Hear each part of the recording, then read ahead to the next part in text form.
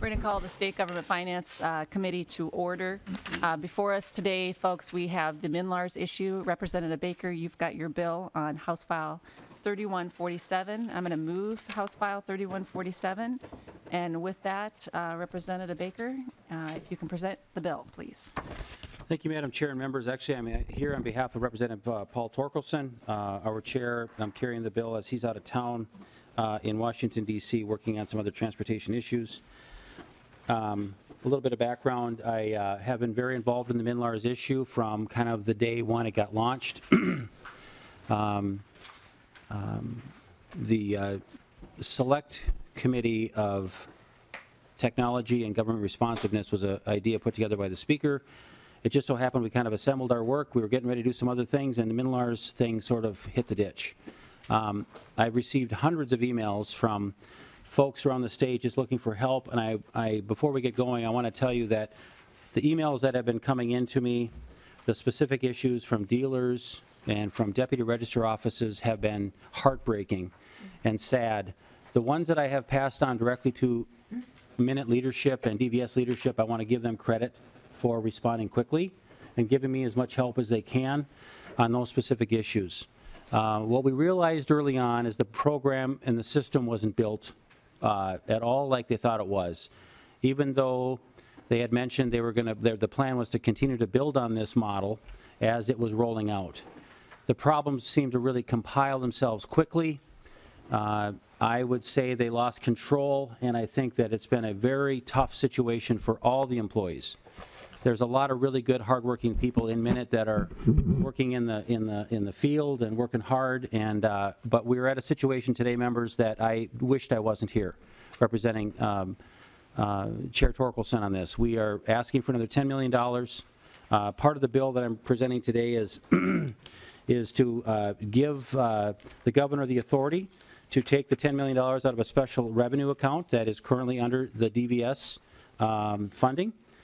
We also, in the bill, $10 million, excuse me, folks, is to pay for part of the $43 million roadmap that recently just came out to say that's the money that's needed to fix the remaining problems with MN.IT.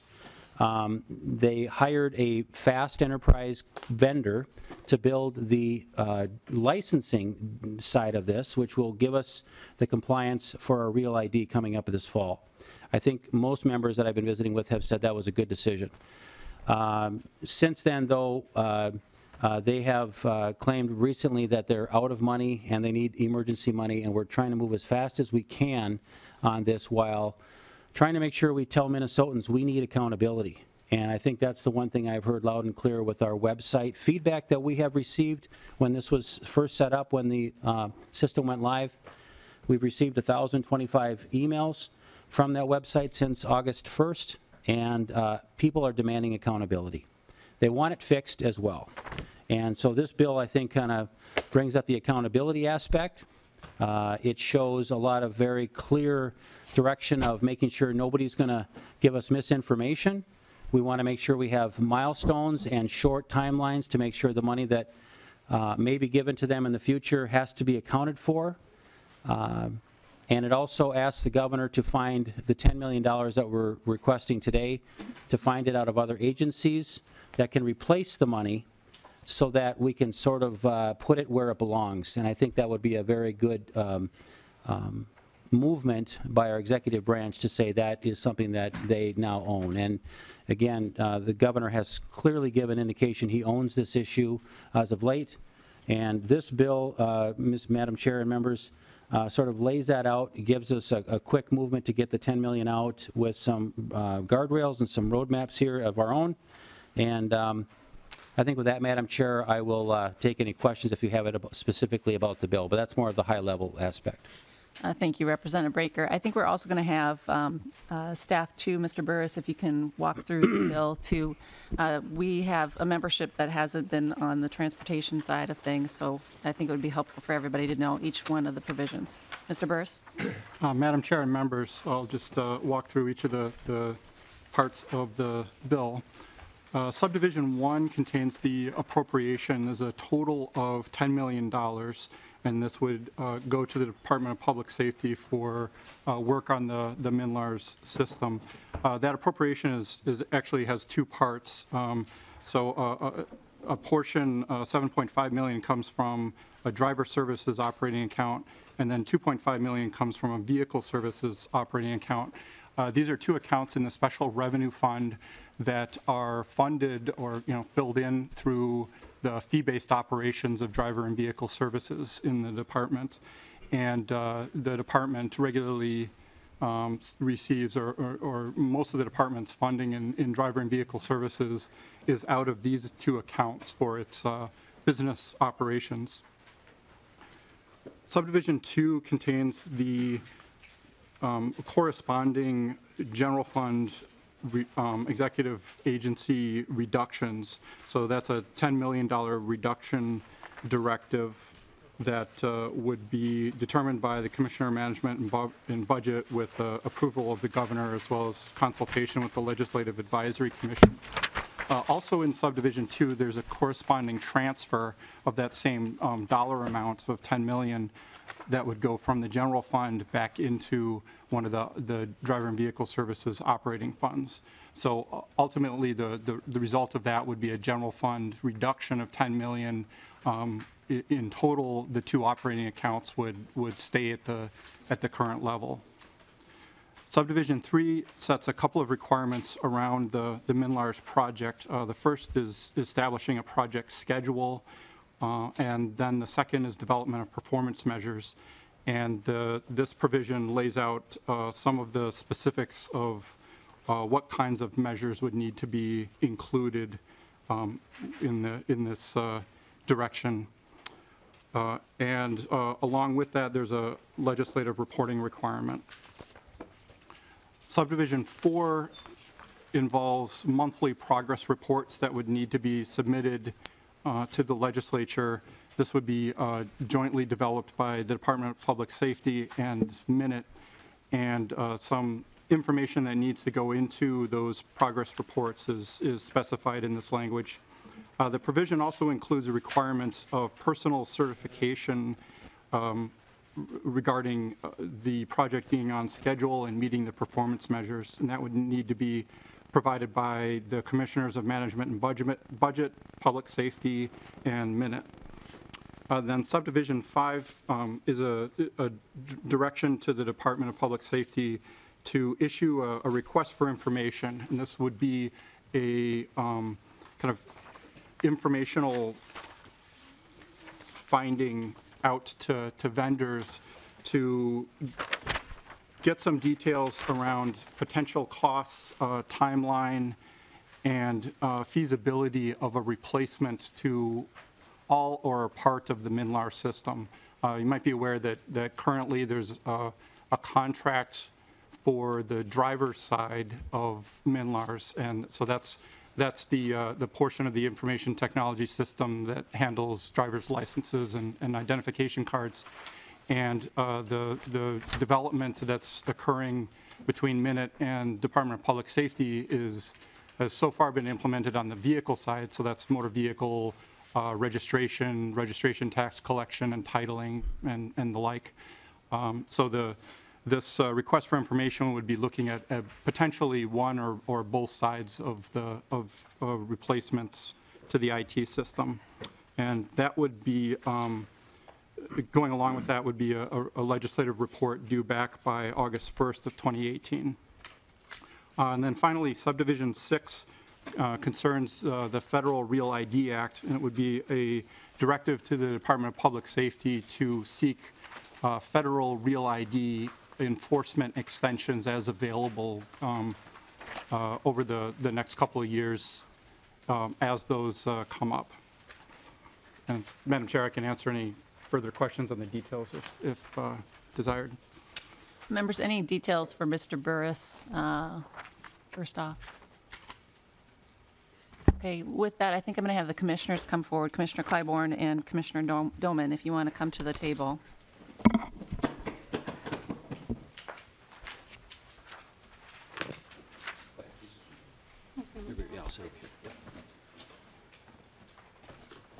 Welcome to the committee. Please state your name for the record and who you represent. I'm Joanna Clybourne, Commissioner of MN.IT Services. Thank you, Madam Chair. Mona Doman, Commissioner of the Department of Public Safety. Okay. And do you have any comments on the bill? I do. Thank you, Madam Chair, members. Thank you for the opportunity to testify on House File 3147 and the DE3 amendment. This funding is urgently needed to continue the work on the MNLARS roadmap that was released on January 31st. In that regard, we are happy to see an appropriation for MNLARS moving forward. However, I want to make it clear that the administration is concerned about the source of funding for this bill. The governor feels strongly that the best source of funding for the current fiscal year is available in the balance of the DVS Special Revenues Fund. There's currently $10 million available in this unobligated balances. This is the same funding source that was used by the legislature last year to fund the MNLARS maintenance. These funds are intended for driver and vehicle service costs and would be appropriate to use for the MNLARS system. Using this funding source is a smart, common sense approach because it permits the project to move forward to resolve outstanding issues immediately. It ensures the legislature has adequate time to consider options and move forward with a final solution that meets the needs and expectations of Minnesotans. And it does not impact the surplus in the general fund. The governor does not support reducing existing appropriations by $10 million. This is unnecessary. There is a more appropriate source of funds available. The DVS fund has an existing balance that is exactly available for this type of purpose. Furthermore, requiring reduction from unrelated program areas would cause undue burden on agencies that had no involvement with the MNLARS project here at issue. Nor would it be possible to make general fund reductions from Minnesota IT Services. As a reminder, MNIT's general operating budget comes from agencies via service level agreements, and very little of our operating funds come from the general fund itself. I also want to share some concerns about the language in the DE3 amendment that was added in the last committee stop. Specifically, we at MNIT and DPS are open to new mechanisms to ensure there's sufficient oversight and transparency around the MNLARS project. I think we can all agree that that is necessary. However, I am concerned that this bill places project oversight with responsibility for MMB. And MMB has asked me to communicate that it does not have the IT experience or expertise to provide IT project oversight functions for MNLARS. If MMB was required to sign off on oversight functions or to sign off on the project schedule, performance measures, and progress reports, they would have to hire a consultant to make those determinations, adding costs to the time of this project. It would also create significant fiscal impact to your budget and your bill. It is important that any mechanism put into law to ensure that oversight be crafted in such a way that will provide lawmakers an accurate picture of the progress and allow projects to continue to make the project as it moves forward. It's also important that we balance any new reporting mandates around the project with the need to keep IT project staff focused on the task at hand and improving and completing the MNLARS system. Specifically, I am concerned that monthly reporting on performance measures that are subjectively or not easily quantifiable or be particularly onerous to measure and report, if not impossible. It is important to note that we keep the team focused on improving the system because we can expect many of the current MNLARS contracts to leave the team in the coming days and weeks. Some notice that I've already provided since the notice I gave last Thursday, we've been informed by many of our contractors that they are seeking other opportunities. As I have previously communicated in hearings and by email, this will have a crippling effect on our progress in improving the MNLARS system and severe slippage in the project roadmap. It is difficult for me at this time to estimate how much slippage will occur, in part because the project's on the project schedule, because it's not clear yet how many contractors will depart the team or what roles they hold, meaning depending on the type of contractor they leaves and what type of skill sets they have impacts what I need to recruit and what I need to bring up to speed on the project. But you as policymakers should be aware at minimum that it can take weeks to recruit and hire new contractors and several months to train them in to the level they will be productive in doing development work for the MNLARS system. Once again, Madam Chair, members, I thank you for the opportunity to testify today and answer any of your questions. Commissioner Doman? Madam Chair, Commissioner Clybourne and I have been working very closely together, and I concur with her statements, and I don't have anything further at this point in time. Okay. Thank you. Is there anybody else that wishes to testify on House File 3147? Okay, I've got a couple of questions on what you've proposed with everything that you've got here. And I think first what I'm going to start with is I'm just going to start with the numbers. And what I'm concerned with is we've spent some time trying to figure out what your numbers mean. And I've asked repeatedly, I think it was maybe a week and a half ago, for greater detail on what these numbers are, what's all entailed with them. And I have to say, it's been frustrating that we haven't gotten the level of detail that we typically have on any other legislative request that we have coming through the committee process. And it's our responsibility as the voice of people to get those kind of details, because we want to make sure that if we are going to invest another $10 million into this, we're already at $93 million. That's, $53 million more than what was initially proposed for this project. And now you're wanting us to tack on another $10 million with $33 million more to go after that. And so I've been listening to my constituents, and I'm sure all the members around here have heard the same thing of, we need accountability from this. So I'm going to start off and going by what your numbers have been. I'm going to use two documents. The first document I'm going to go through is the memo that you provided last night at 5:41. Members, you should have that in your packet. And then I'm also going to go off of the spreadsheet that you provided earlier from March 2nd. And I think the first thing I want to do is looking at the numbers by the spreadsheet. Do they not have them there? Madam Chair, I thought you put them in there. Do you have them now? They're going to get handed out. Okay, thank you. Madam Chair. Just a moment.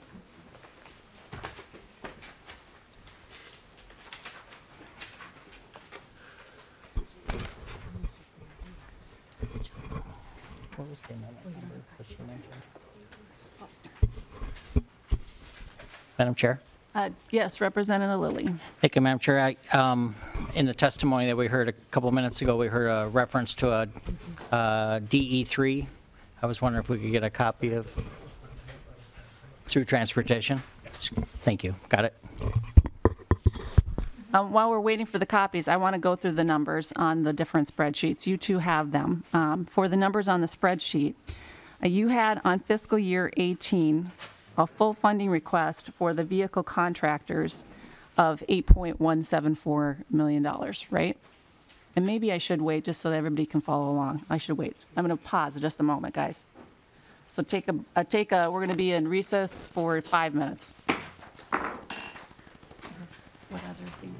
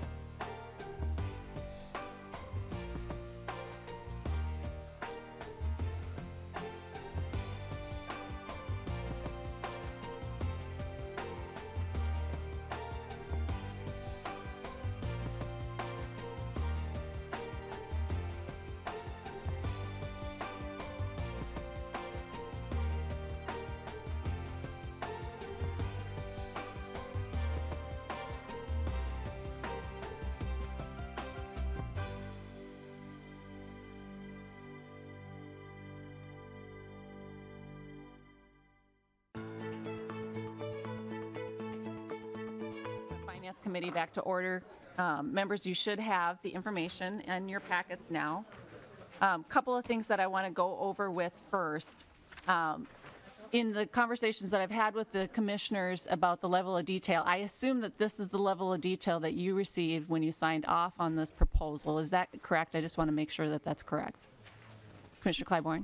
Madam Chair, members, could you please restate the question? I'm having trouble hearing you. I'm assuming on the information that you've provided to me so far, the memo and the spreadsheet that you gave, I'm assuming that's the same level of detail that you received when you signed off on this request. Is that correct? It is correct. And Commissioner Doman? Correct. Okay. All right. Well, we're going to go through these numbers then. Folks, we're going to look at the numbers by the spreadsheet that you have that's dated March 2nd. And looking at the fiscal year 18, the full funding request on the vehicle contractors, you list that amount at 8.174. But then when you subtract out the next year that has the current resources budget, the 2.4 million, you get an amount that is 5.774. But then your ask that you have on the final column for the $10 million request is the 4.776. Now, you have that because you've subtracted out the 998 as a delay. But where do you get the 998 figure? Where does that come from? How is that calculated? Can you tell me that? Madam Chair and members, I'm Britta Rayton with MNB, and just for context, MNB works with agencies as they're putting together their proposals, and so we were talking with Minute and DPS as they were doing this. At the time, we knew that there would be a delay in the hiring up of contractors, and that it typically takes about 6 weeks to bring contractors on staff. And the difference between the projected monthly spend rate at that time was 880 and 1.4 million, although those numbers are kind of round and rough because it fluctuates, and in a moment I think it would be good to have Joan Redwing come to the table and just talk a little bit about the contract costs and how they work. But we knew at that point that there would need to be a ramp up to the tune of at least $520,000 a month, but likely more, because there was also the assumption that once it was known that additional money was needed and there was uncertainty around the project, that additional contractors may leave the project. And so there might be an even additional ramp up at that point. So we were working internally on these numbers, also talking about what sort of requests the governor would want to make. We talked about doing the $10 million request, and we thought the 998 made, there was some reason for ramping the request down by that 998, because there would be at least a 6-week delay to get that first spending of 520, if not more. And from what we were hearing from the experts in the field, that for a lot of the higher priced consultants, it's even a longer delay. And so we felt comfortable not asking for that full amount because of that knowledge. And I understand that because that's included as part of the memo that members is in your packet too. But what I'm not understanding is how you arrived at a ramp up number of 998. Because when you actually look at the numbers that you mentioned, so if you go further back on the sheet that I provided for folks, you said the previous burn rate was 880 a month, right? Then you said the additional request, though, you're expecting to be around 520. And if you were to add those two together, you get about 5.6 million. But at no point can I calculate a 520 getting us to a 998 number. So this is where I kind of feel like the 998 number was kind of plucked out of the sky. Is it? And Madam Chair, that's a fair critique. It was a number that we were looking at. If you can I direct you to this spreadsheet? If you look at this She's spreadsheet, looking at the March 2nd. the March 2nd spreadsheet. When these numbers were being built, we were operating off of the full funding ask that was presented on January 31st, and then some work that was done internally to say how will Minute and DPS manage if they don't get additional resources for that project. And that's what we started referring to as the current resources budget. Essentially meaning if they get no more money, how will they manage through 18 and 19 and still fulfill their obligations under the contract with FAST. So the difference between the two is what was feeding into this request. But within the full funding budget, the first number we were starting with didn't have that ramp. And so we were feeling like we needed to account for a ramp up. The 520 would be a 1 month cost of the ramp up. $1,000,000.04 would be a 2 month cost. We felt comfortable knowing that as an ask, we wanted to keep it in the ballpark of the 10 million, taking out the 998 at that point, because you can see it was 1098 if we had asked for the full difference between the two. So really, it has nothing to do with actual numbers. It's more about wanting to present a round figure of 10 million. Madam Chair, no, I wouldn't characterize it that way. There is when talking with Minute staff people who work on these projects, they were saying it's at least a 6-week period to ramp up.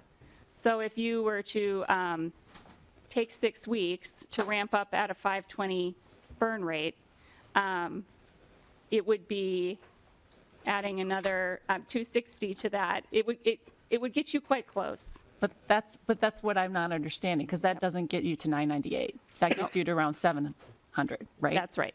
So I'm still trying to understand, how do you get the 998 figure? Is it you're kind of correct. arbitrary? Well, in the end, yes, we were comfortable taking out the 998, feeling like they could manage within that number and not wanting to over ask in an early ask. We were doing conservative. Right. It was a conservative adjustment. Okay. All right. I have concerns about that we're kind of working with numbers that are kind of fluffy, and that they're not based on actual needs. But I also want to spend some time, excuse me, on a little bit, I don't know if I've handed this one out yet. If we'll have staff hand this one out. So now I'm going to go through greater detail on the rest. Again, it's dealing with the comparison of the memo to the spreadsheet. And I just want to take out some numbers here and have you guys kind of walk me through this piece too. I'll just wait until you get a chance to take a look at what I'm talking about. And I put it on paper to just make it a little bit more easy for everybody to understand what I'm talking about.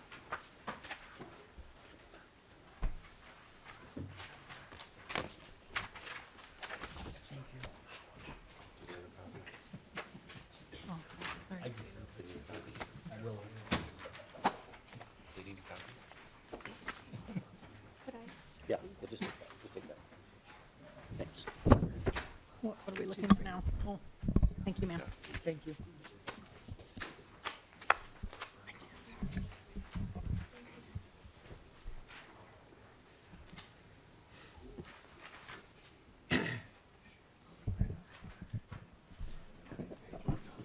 Okay.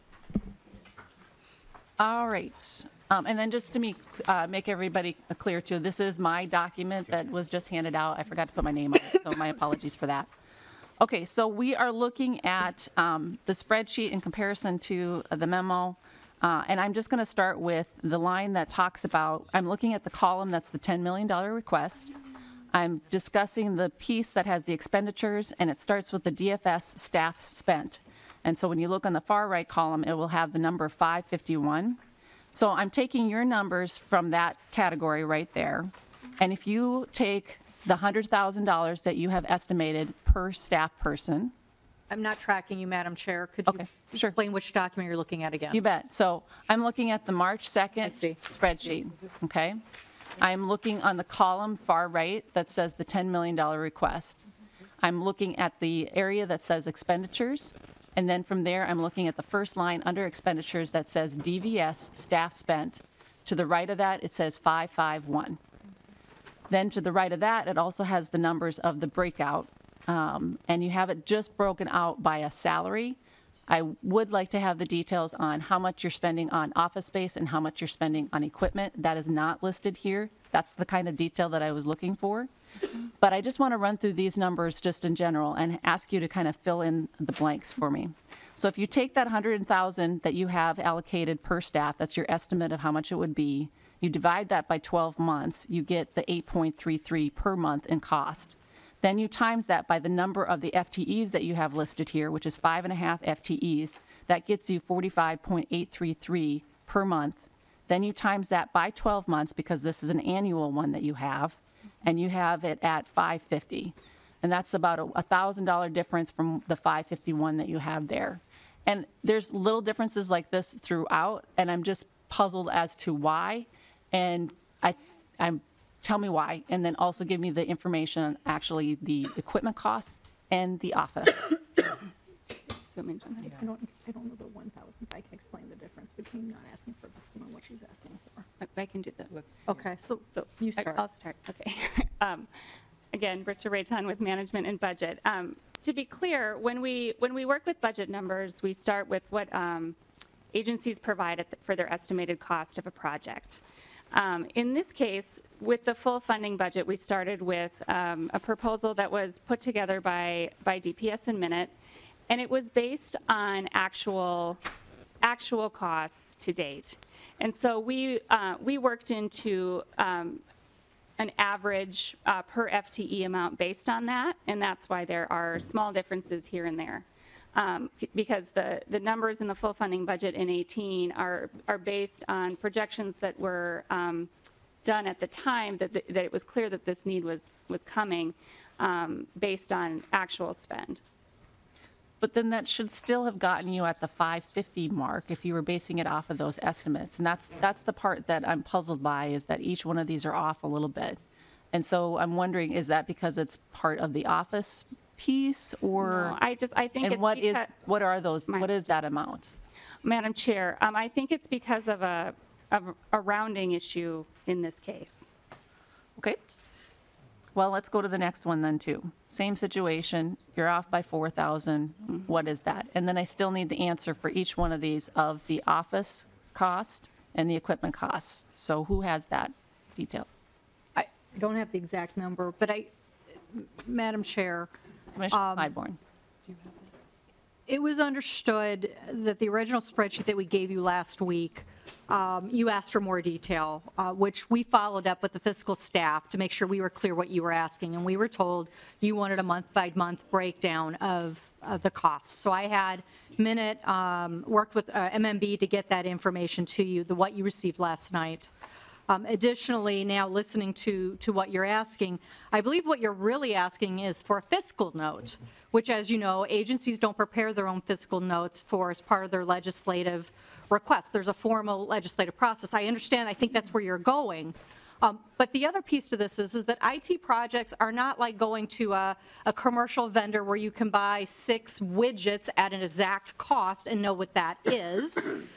IT projects do have a little bit of fluctuation. There are some calculations that are derived by using a top-down derivation of what would be needed based on past spend analysis compared to a bottom-up analysis of hard costs, right? And so when we talk about IT, and what I heard you say is IT is fluffy, there is some ambiguity within information technology. I mean, it's not like I can go to the store and pick up a box of IT project and it's complete. There is some assumptions that have to be made that are not exact calculations that are going to result in a nice, clean ballot sheet number. And so I just want to make sure, I understand your concerns, Madam Chair, but there are going to be some pieces where I can't look at you and say 6 widgets of contractors is an exact cost of X. I have to make some assumptions based on past spend analysis. Did I get that right? I think, Commissioner, what you are failing to see in this exercise that we're doing is I'm taking your numbers and I'm doing the calculations of your numbers and I'm getting different results. So I'm not asking for anything different. I'm taking your actual numbers and seeing if they do the math, and they don't. And I think that's what's concerned to me, is that your numbers don't add up. And if we're to have the trust and faith in you that these are the numbers that you need, the numbers themselves need to add up. That's just, it doesn't matter, if you say this is our best guess of what it's going to be, fine, that's fine with me, but your actual math actually needs to work, and your math is not working. And I guess that's the concern that I have. And just to be clear, I have not asked for a fiscal note. What I asked for is the details for what you plan to do. How did you build this budget? So how did you arrive at, we expect that this is going to be the ballpark figure of what our office equipment will cost us. We expect that this is going to be the ballpark figure of what our space is going to be. That's something that we discuss at the legislature all the time for any proposal, whether that's a proposal coming from the executive branch or whether that's a proposal coming from the legislature.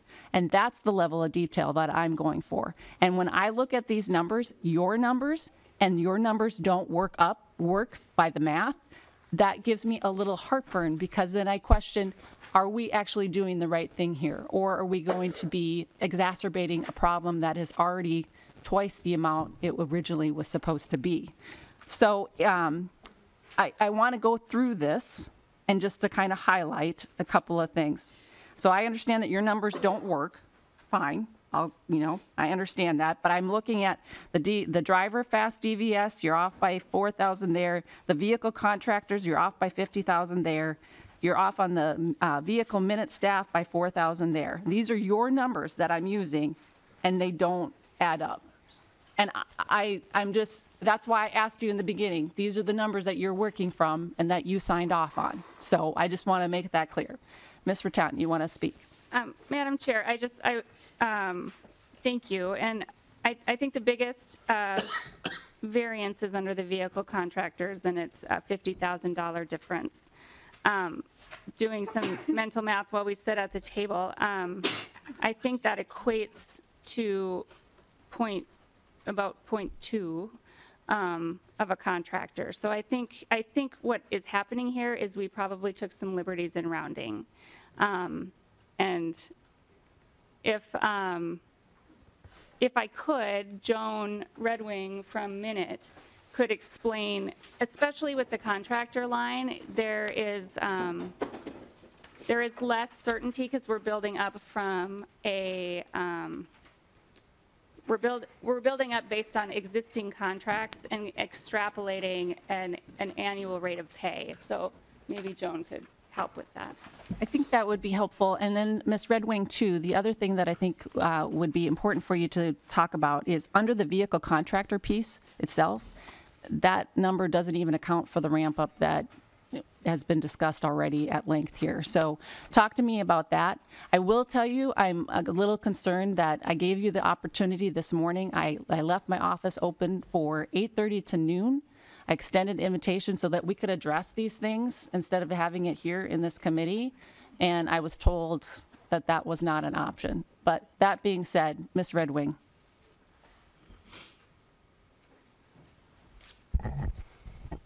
Madam Chair, I think part of the thing that we're dealing here is rounding, because when we look at the contracts that I have, I've annualized the contracts, and the lowest contract, we have a $262,000 per contractor annual average. And when you look at that, the lowest contract I have is $175,487.50. The highest contract I have is $269,000. So when you look at that 262 per contractor average, that is what we're kind of annualizing. And the way that we do our breakouts is we actually don't pay by traditional hours. If you look at some of these fiscal notes that come back on bills, they're usually estimating IT projects by hours, the number of hours. The way that our contracts are broken out are deliverable based, and so if they work an expected amount of hours, they get the same price as if they work overtime, and so we artificially annualized what we think is an average hourly rate and an average contract amount for the year, but it's really broken up by deliverable and the amount of deliverables, so it doesn't cleanly slice into an hourly rate like most contracts, because we're doing almost all of these fixed bid and deliverable based. And so what we're doing is we're saying, okay, you're going to do hypothetically 10 releases a year for us, and we're going to pay you $9,000 per release, but if you were hourly, here's what it would translate to. And so we're doing a little bit of artificial math here to try to squeeze our answers into the ask of monthly payments. But under that whole scenario and everything that you said on here, when you're looking under the vehicle contract amount, you have no accounting for the ramp up that you already subtracted of 998. This is assuming that yesterday, starting March 1st, that you're going to have all these folks. So to me, that looks like the numbers are padded, and it really shouldn't be that amount. Can you speak to that, Ms. Red Wing? Do you know what line I'm referencing? So if you look on What line are you on? if you look under the vehicle contractors piece and the March 2nd spreadsheet. So under vehicle, you've got the contractors, you've got the 4.776. Yep. And under that scenario, you've got the $262 per contractor. Well, if you divide that out by 12 months, you divide that by times that times the 54 contractors, you're looking at 1.179 per month times 4 months. That gets you at 4.716, right? But that's assuming that you have all 54 contractors hired as of March 1st and doesn't reflect the ramp up that you have earlier in here. There's no accounting of the ramp up in here at all for your number. Madam Chair, I believe that it did include the ramp up. No, not by this math. No, it does not. Okay. You think on that? We've got a couple other members that want to ask some questions. Representative Nash. Thank you, Madam Chair. If the page would pass out the document. And as we're doing that, Ms. Redwing, this is a question for you and Commissioner as well. I know that at the end of last year, then Commissioner Baden authorized the utilization of some Microsoft consulting hours that came as a result of the contract that you have. Now, in the letter that's dated February 28th to Senator Rosen, Senator Newman, and it was eventually given over to me and now the committee, you talk about some costs in there for $600K for the Microsoft Premier assessments and additional SQL system tuning. You've got major contracts with both of those, and as a part of that, you get support hours.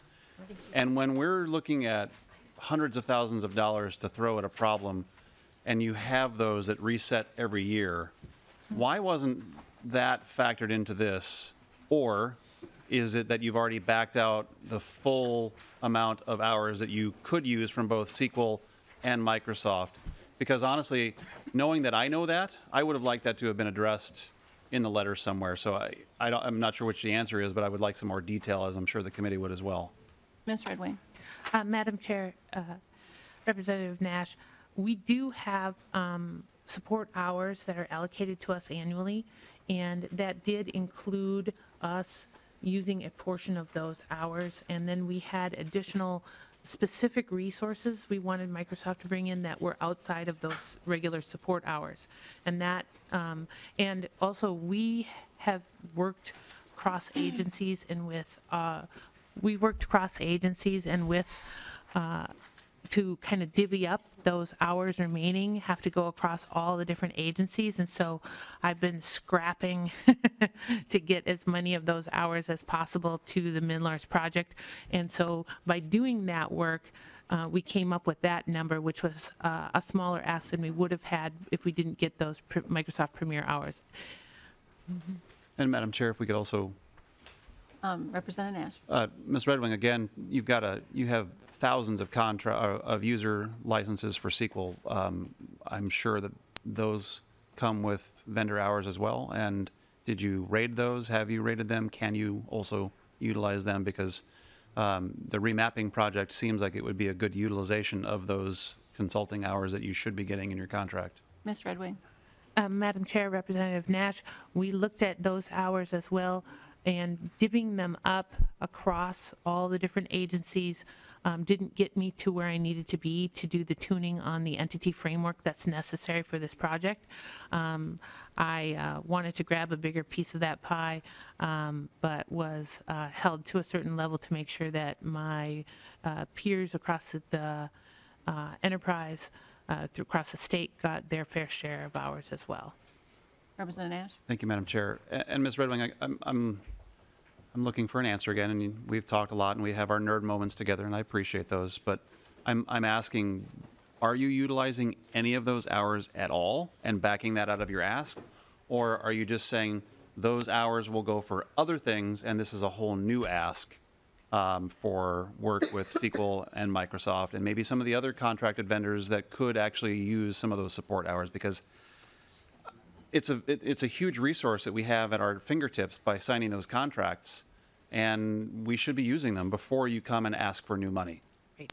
So which is it, I guess? Ms. Redwing? Madam Chair and Representative Nash, we used those hours in 2017. We used a significant portion of those hours in 2017. Now I'm waiting on the final assessment of how much of the remaining hours that have to be used by June I can still utilize. And I'm assuming that I can use about 100 hours remaining of what's left. And I took that out of the estimate. Representative Nash? Well, Madam Chair and Ms. Redwing, you haven't assigned a monetary value to that, and I think that would be very helpful for our committee to understand. So you're going to have maybe a balance of 100 Microsoft hours or 100 SQL hours, or the two obviously are fairly large players in what it is that you're asking to get done. And this may not be able to be answered here, and I'm sure you can help us out with that before this moves further, but that's a very valuable resource that comes with signing of those contracts, and I would have hoped that you would have thrown up the red flag across the entire enterprise and said, look, guys, we're in the weeds, and we got to figure this out. And I'm not trying to do another Groundhog Day here. We've tried this, and we've beat this horse until it's dead and beyond. But those are some salient points that I would like to have answered, because the people of Minnesota have paid for them. They're hours you have available, and this is a very high priority, high profile problem. And it sounds like we just haven't really gone down the road of saying, look, rest of the departments, we need this now. You're going to have to go on rations because we need this today. So not to belabor the point, but I think that we want an answer. Ms. Redwing? Madam Chair, Representative Nash, we have used a very large chunk. I don't know exactly what that hours was because they predated my tenure on the project. We used a very large chunk of the Microsoft hours in October of 2017. And what's left, I am working on getting a slice of what's left. It's about 100 hours that I've been told I can utilize is the target area which I can utilize. I have requested more. I have factored into about 100 hours into the estimate that was in the Rosen response because I'm waiting an answer for what other, if there's anyone who's willing to give up theirs or if there's anyone that we can mobilize any remaining hours. But there are not a lot of hours remaining that will expire in June. And Madam Chair, Representative Nash? super quick, when does the clock reset on the refilling of hours, Ms. Redwing? Ms. Redwing? Madam Chair and Representative Nash, June 31st is when the clock resets. Okay, so Madam Chair, and I'll... June then I'll- 30th, you mean? 30th. So 30 days half September. Representative Nash? Thank you, Madam Chair. So ostensibly, in the course of the 10 million that you're asking us to appropriate, there are hours that are going to be refilled that we could be using, and I would hope that various parts of the administration could send the message, hey, fire drill, we're going to squeeze these hours out. So again, asking if that's factored into this, or if we could get it factored into this, because again, hugely valuable resource in those two contracts and possibly other contracts that you have that can provide consulting hours. And now I'm done for now. Okay. We'll come back later. Representative Uglum? Thank you, Madam Chair. Well, just a couple of things. Actually, I am encouraged with the management changes that we've seen here on the team working on MNLARS. And I want to encourage, we're all on the same team here. We want to get this thing done, and we want to be successful on it. But at the same time, it's our responsibility, and you guys are getting grilled today, okay? It's our responsibility because of the massive failure we've had and all the feedback we've had from our constituents and the deputy registers and everything else. You know, we're just trying to do our job here. And you're under increased scrutiny because of that. And when I sit here and I see, you know, well, we rounded up, or this is ballpark, and we don't know simple things like our hard costs, which we should be able to recite and everything else. That's not good. And if the legislative auditor was auditing things, or if you had, you know, a forensic accountant in here, we would expect more. We would expect a lot more. And I think that when we get just a spreadsheet and some of these other things, that's not good enough anymore. If you're going to say, well, you know, there's got to be fluff in our figures and things, well, then you better darn well provide us footnotes explaining that so we can understand. Because right now, this looks like you're flying by the seat of your pants again. And that doesn't work. It didn't work last time. It's not going to work again. And we got a kind of a clash of cultures here. I understand that. But you got to look at best management practices, and that's a way overused term. But the point is, it's not happening. And that's why you failed the first time, is because of management practices. And you got to look at it yourself, go back and talk about it, and change the whole thing. That's what you have to do. And that's not an easy job, and I'd hate to have your job. I really would. And I think you guys can handle it. But you got to understand from our perspective and from our chair's perspective that we're trying to protect the money here. And everybody's telling us, you're not going to throw more money at this thing, are you? And we're basically saying, yeah, we're going to. And we got to absolutely, positively be sure that we're on track with these expenditures. And you got to give us not ballparks, not fluff. And we understand that, you know, but show us why. And give us some hard numbers. And then if you say that could change, show it. Show it. Because we need to know that. We need to be accountable to our voters, and you have to be accountable to us. And that's a winning combination, and then we'll get it done. And we got to communicate good, and we got to communicate like a team, not like adversaries here. I really think that's really important. And we can do it. We got a big, big problem that we all got to work together to solve.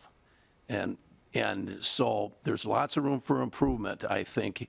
And you know, we're gonna most likely do some of this, but what happens if we fail again? You know, are you going to lose your jobs? Are we going to lose our jobs? Maybe, because you know, failure right now isn't an option. It's not an option. So we got to get this thing right, and what we're getting right now isn't good enough. Thank you. Okay. Commissioner, any response? Madam Chair, members, I fully hear you. I fully understand what you are saying. I acknowledge the failures. I acknowledge this does not fit what you were looking for. I was in my office well before 6 a.m. I sent the note. I explained my schedule today. Unfortunately, I don't have a choice in bumping senators that are already set. But that's not the real issue. The issue is I hear your anger and frustration, and I will do whatever I can. And if I fail at this, you have every right to take my job. Madam Chair? Representative Nash. I appreciate that response. That's a good response. Thank you. Representative Guam. Thank you, Madam Chair, and I want to thank the chair for, you know, trying to get the numbers. I've had multi-million-dollar budgets. I had to do proposals. I had, you know, project and business case and et cetera. And whenever I did that, I had the plan that went down into the details. I got the data and information for each of those, and I added it back up. And I tell you, if you're at Motorola, you're at IBM, and someone above you asks, you know, what are the details? All I had to do is print out my spreadsheet, and here it is. I didn't, you know, delete, throw away. And so I'm just shocked that when somebody says, I'd like the details on that, you know, that you just can't snap your fingers because, you know, by golly, it should be on your computer and sent to us, you know, within a day or two. But, you know, that's it. Plus, we did stretch plans. We had what are the contingencies if we were going to adjust the release date. All of that had to be worked in so that you had an intelligent decision made of what dollars you're going to invest, and you could decide, yes, we want this date, that date, and you had things like I asked in previous meetings, and I've received no results. I asked, what's the composition of your, design team, your review team, who's in there, so we know what are the outside people that maybe are working on other projects sitting in just to give an unbiased review, who's involved in that, going forward. I asked what are the project and team oversight, quality systems, the metrics, some details, because I said, how can I vote to throw more millions of dollars at a project if I have no confidence? Give me something so I can have confidence that you can succeed in release and be successful. And that requires actually, we've got this structure, we've got these metrics, and they aren't difficult to find. You can go to almost any company, and they've got those documented. Again, it's disconcerting when things that you ought to have right in your folder, right on your computer, are asked for, because we're not here to do anything more than review, oversee, and check off on it. And we're saying, hey, show us this, and we can feel okay to do the funding. But whether it's the dollars, whether it's the process, whether it's your systems, your metrics, there's continually, we'll get it to you, or we get such a high-level thing. I mean, I remember doing just the high-level presentations to VPs so that, just the shiny stuff so they didn't get silly questions come up. This is serious dollars. This is a serious project that affects our citizens, neighbors, communities, and we're trying to seriously look at this and do the best thing, and how can we make that decision without the details and the information? And we're trying to work on this, and please help us. So maybe you've got, a folder or something there, and here we've got the answers to the questions you've been asking for the last few weeks, but I haven't seen the ones that I asked. Commissioner? Madam Chair, members, we've reached out for a meeting, but the truth is I only have so many hours in a day, and so does my team. We've spent hours and hours testifying, hours and hours researching, hours and hours writing responses.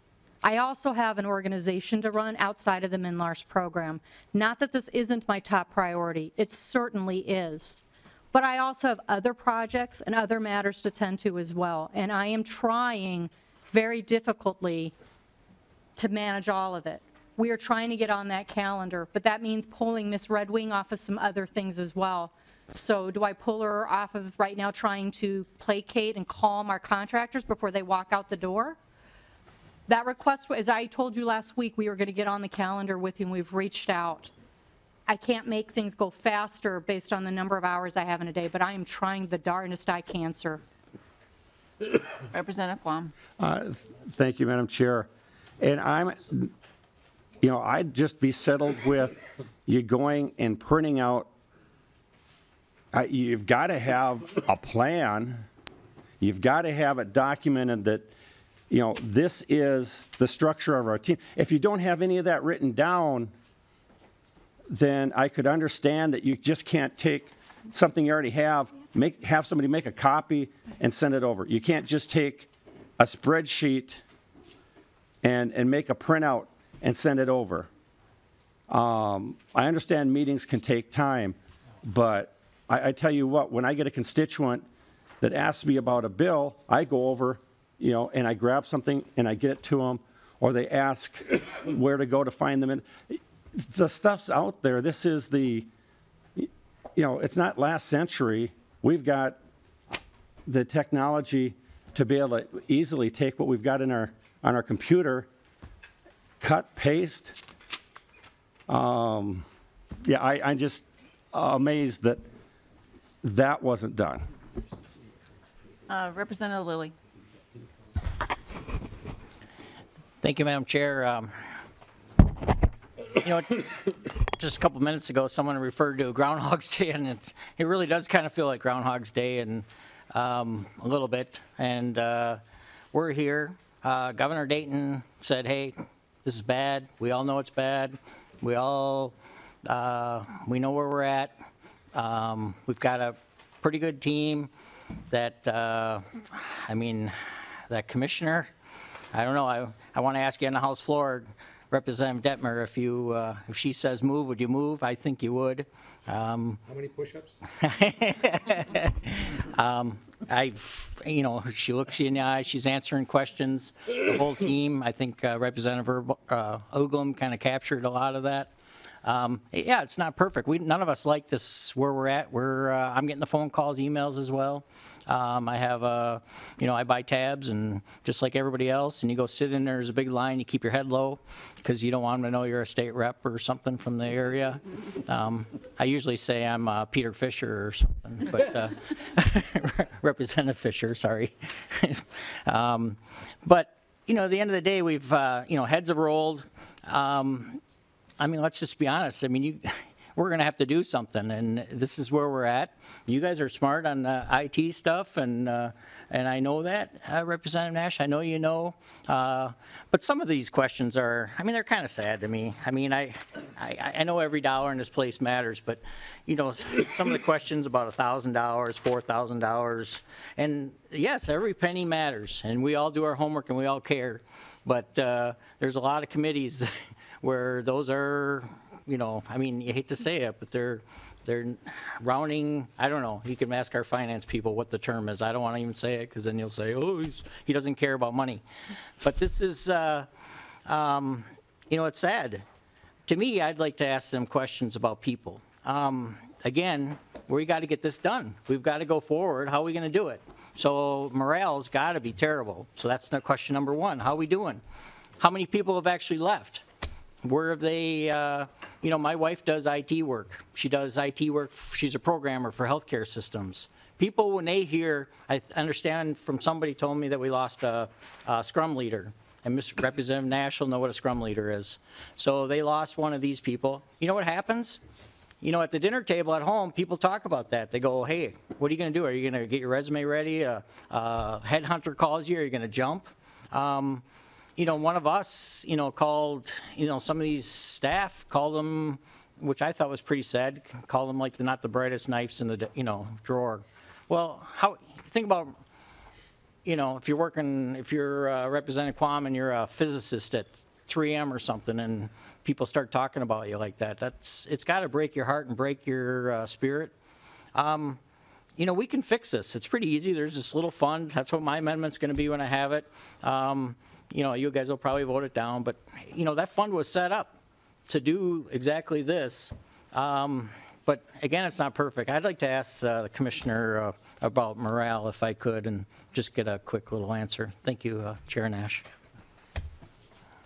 And the status of employees and the jumping ship and as business leaders, I look around the room, there's people that own businesses. You got to know what people are going to jump. There's zero unemployment in some of these areas, or very sliver of unemployment. And, so you lose talent. There's a training curve. There's cost of business. So anyways, thank you, Chair Nash. Commissioner? Mr. Comment? Chair, members, words matter. And I try to explain to the team that the frustration and anger is high. And so when elected officials are unable to resort to logic and result to name calling of my team, that sends ripples. No matter how great of a motivation speech I give, no matter how much sunshine I show, no matter how much energy I give, it's hard to overcome that. That's the reality of it. The morale right now within the contracting teams is not good. They have mortgage payments, they have babies to feed, and if I were in their situation, I'd be looking for employment too. And if I have an opportunity to jump ship, you better darn bet I'm going to. Not only because I right now can't provide the work environment they need that makes them want to stay, but because they're not sure what we're going to do about funding. They're not sure, even if we get through this initial piece, what the long-term viability is of their business and what they're doing for our organization. And they're not sure, even though some of us have not met them individually, that we value the contributions they're making to the state of Minnesota. Even if you title them contractors, they are still part of my team, period. So I am very concerned about it. And there's only so much as a leader you can do to paint the horizon bright, because at the end of the day, the no amount of sunshine you're blowing is going to send a louder signal than what we send here in these rooms. Because I have no misrepresentation that they're not listening to everything we say. Representative Lilly?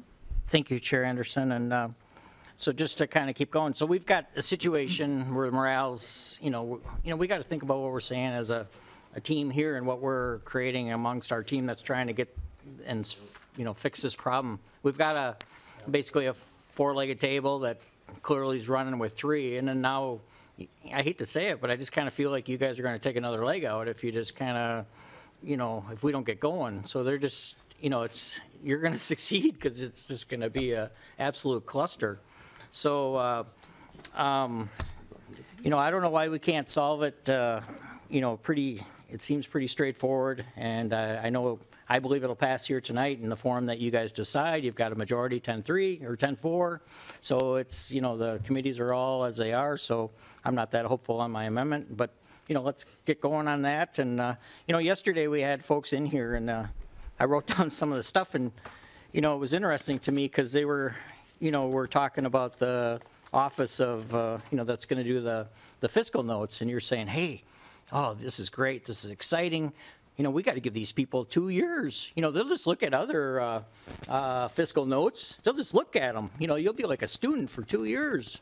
And then, then you'll do your reports like down the road. I mean, these IT things they're not automatic.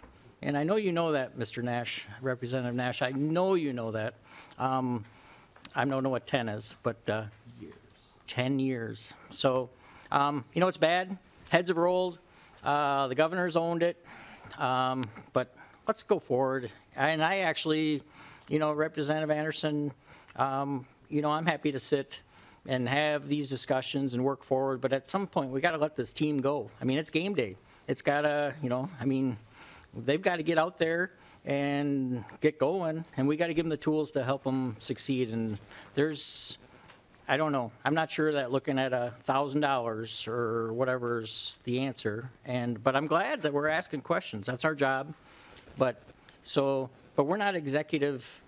We're legislators. We're kind of supposed to look at things a little different. We're not supposed to actually run things. So we need people to actually run things. We need people in running the jails. We need people plowing the streets. So, anyways, I don't know what your plan is here tonight. I mean, our team will stay all night if we have to, but and you'll pass what you want, and it'll go to the floor on Monday. But the clock is ticking, and please be respectful of the morale, and let's try to do what we can to solve this as soon as possible. Well, I appreciate your comments, Representative Lilly. I think that I can speak for every single member that is in here that we don't want to be here at whatever time of night it is. You know very well, I have a small little boy, 10-year-old boy. He has not seen me for the last 3 weeks. I haven't been able to put him to bed. And it's because of this issue.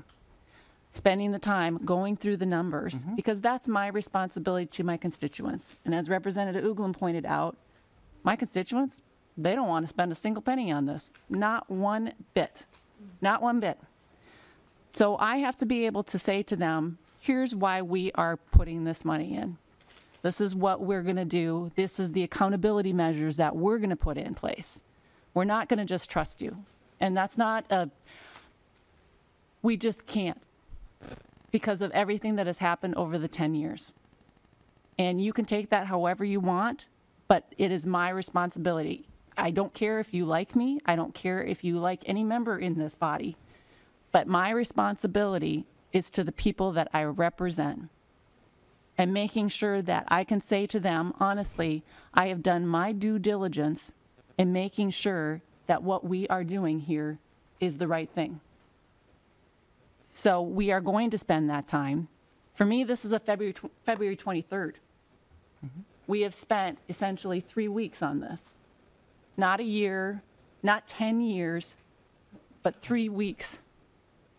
And in legislative time, in case you're new here, that's like lightning speed, okay? I've got bills I've been working on for years. Sure. And you're expecting this to happen lickety-split. Well, I'm putting in the time, and I think we all should put in the time because we owe it to the people that we represent. I'll put you on the list, Representative That point, Lilly. though, Madam Chair? I've got Representative Olson, then you can be on the list. Can I just make a quick comment to that point? To that point. Thank you, Madam Chair. And I don't, as a member, the DFL is happy to stay here as long as you want, and we'll stay here all weekend. It's Thursday night. I'm happy to stay and work on things. But at the end, we have to do something. I mean, so I'm happy. We need to move ahead, but we also need to have the answers to these questions. I love We the owe it data. to the people. It's interesting. I actually am intrigued by the discussion, but at the end, you've got to play the game. You got to. I believe you're going to pass a bill. I'll bet you $100. Well, I'm sure the people of bet you Minnesota $100 don't want to you're see gonna us pass the playing bill. games, Representative Lilly. But with that, Representative Olson. Thank you, Madam Chair, and hopefully not with that about the game playing. So I want to get back to this bill in front of us. I look forward to the discussion on the amendment in particular because I do think that we have the opportunity for a quick fix from the appropriate pot of money that isn't going to essentially make something worse, because part of our discussion here in state government finances, we passed a state government finance bill last year that didn't fully fund a lot of the requests of our government agencies, and we have a bill in front of us that is going to shortchange them moving forward. And so I wonder about if we're doing something now that is going to actually have us back here with a government agency being in the hot seat again in the future because we took money away from them at a critical time that they needed it. So I have concerns about that. So I look forward to having a chance to talk about the amendment. And I also just want to say and get back to Commissioner Clyburn too, that, I don't think that any of us want this to fail, and I think we need to be thoughtful of our approach. But I wonder with some of the level of discussion we're having here, how we're actually doing this in a way that is setting you up for success. The spirit of the discussion, the way this is going, we need to have accountability to our constituents, but we actually need to set the staff up to be successful. And I'm hearing a discussion around budget and getting into the numbers, which we actually need to have around accountability, but I'm hearing a management crisis happening. So we can get the budget numbers lickety, we could get them tight today and we could have all of that, but at the same time, we are having an absolute crisis over here with the way things are happening. And I don't understand how we can prioritize, one conversation over the other, and I'm hearing that today.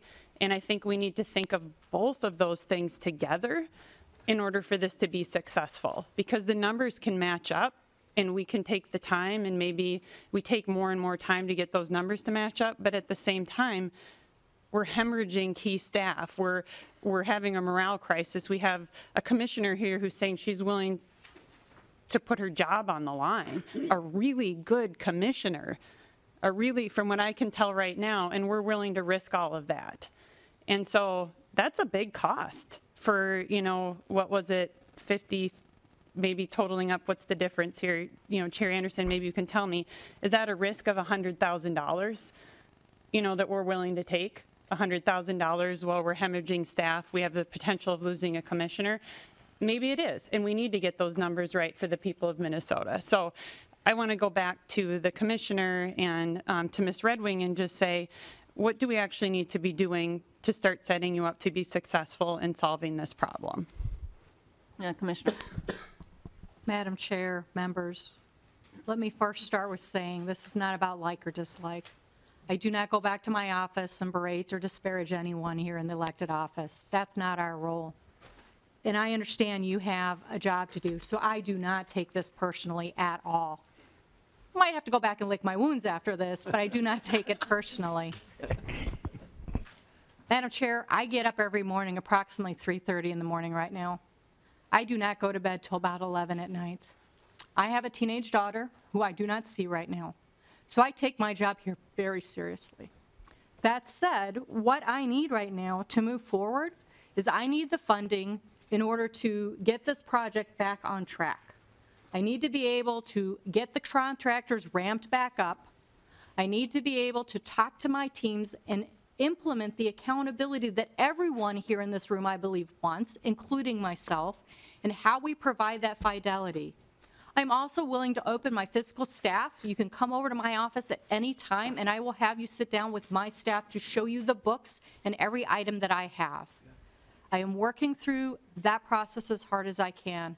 When we're talking about differences here, and I appreciate the money, but I'm a taxpayer too, and that is very important to me. And I don't want to grow in larger numbers than we need to, and I don't want to spend more money than we need to.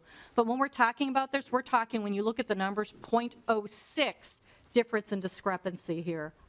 I get that the numbers don't match as perfectly as we'd like to, but at the end of the day, I've got to do something. And I need your help to do that, both on the financial level and at the level in which we are required to hold ourselves accountable to the citizens of Minnesota. I'm not afraid of accountability. I just have to figure out the right format in which it allows us both to hold the accountability and to move forward in progress so that we're not impeding that progress. That's what I need. Representative Olson. Thank you. Representative Nash. Thank you, Madam Chair. For my question, Commissioner, you and I have had a very pleasant yet frank phone conversation, and I appreciate that.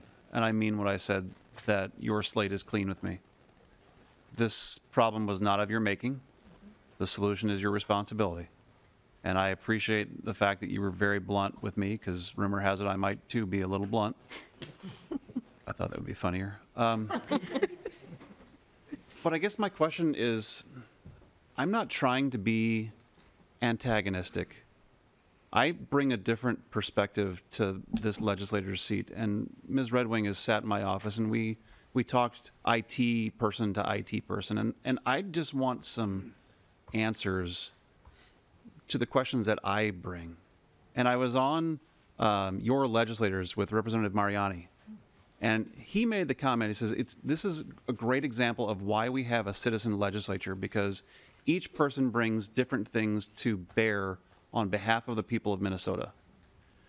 Some people get to be doctors, some people are lawyers, some people are, they work at large airlines.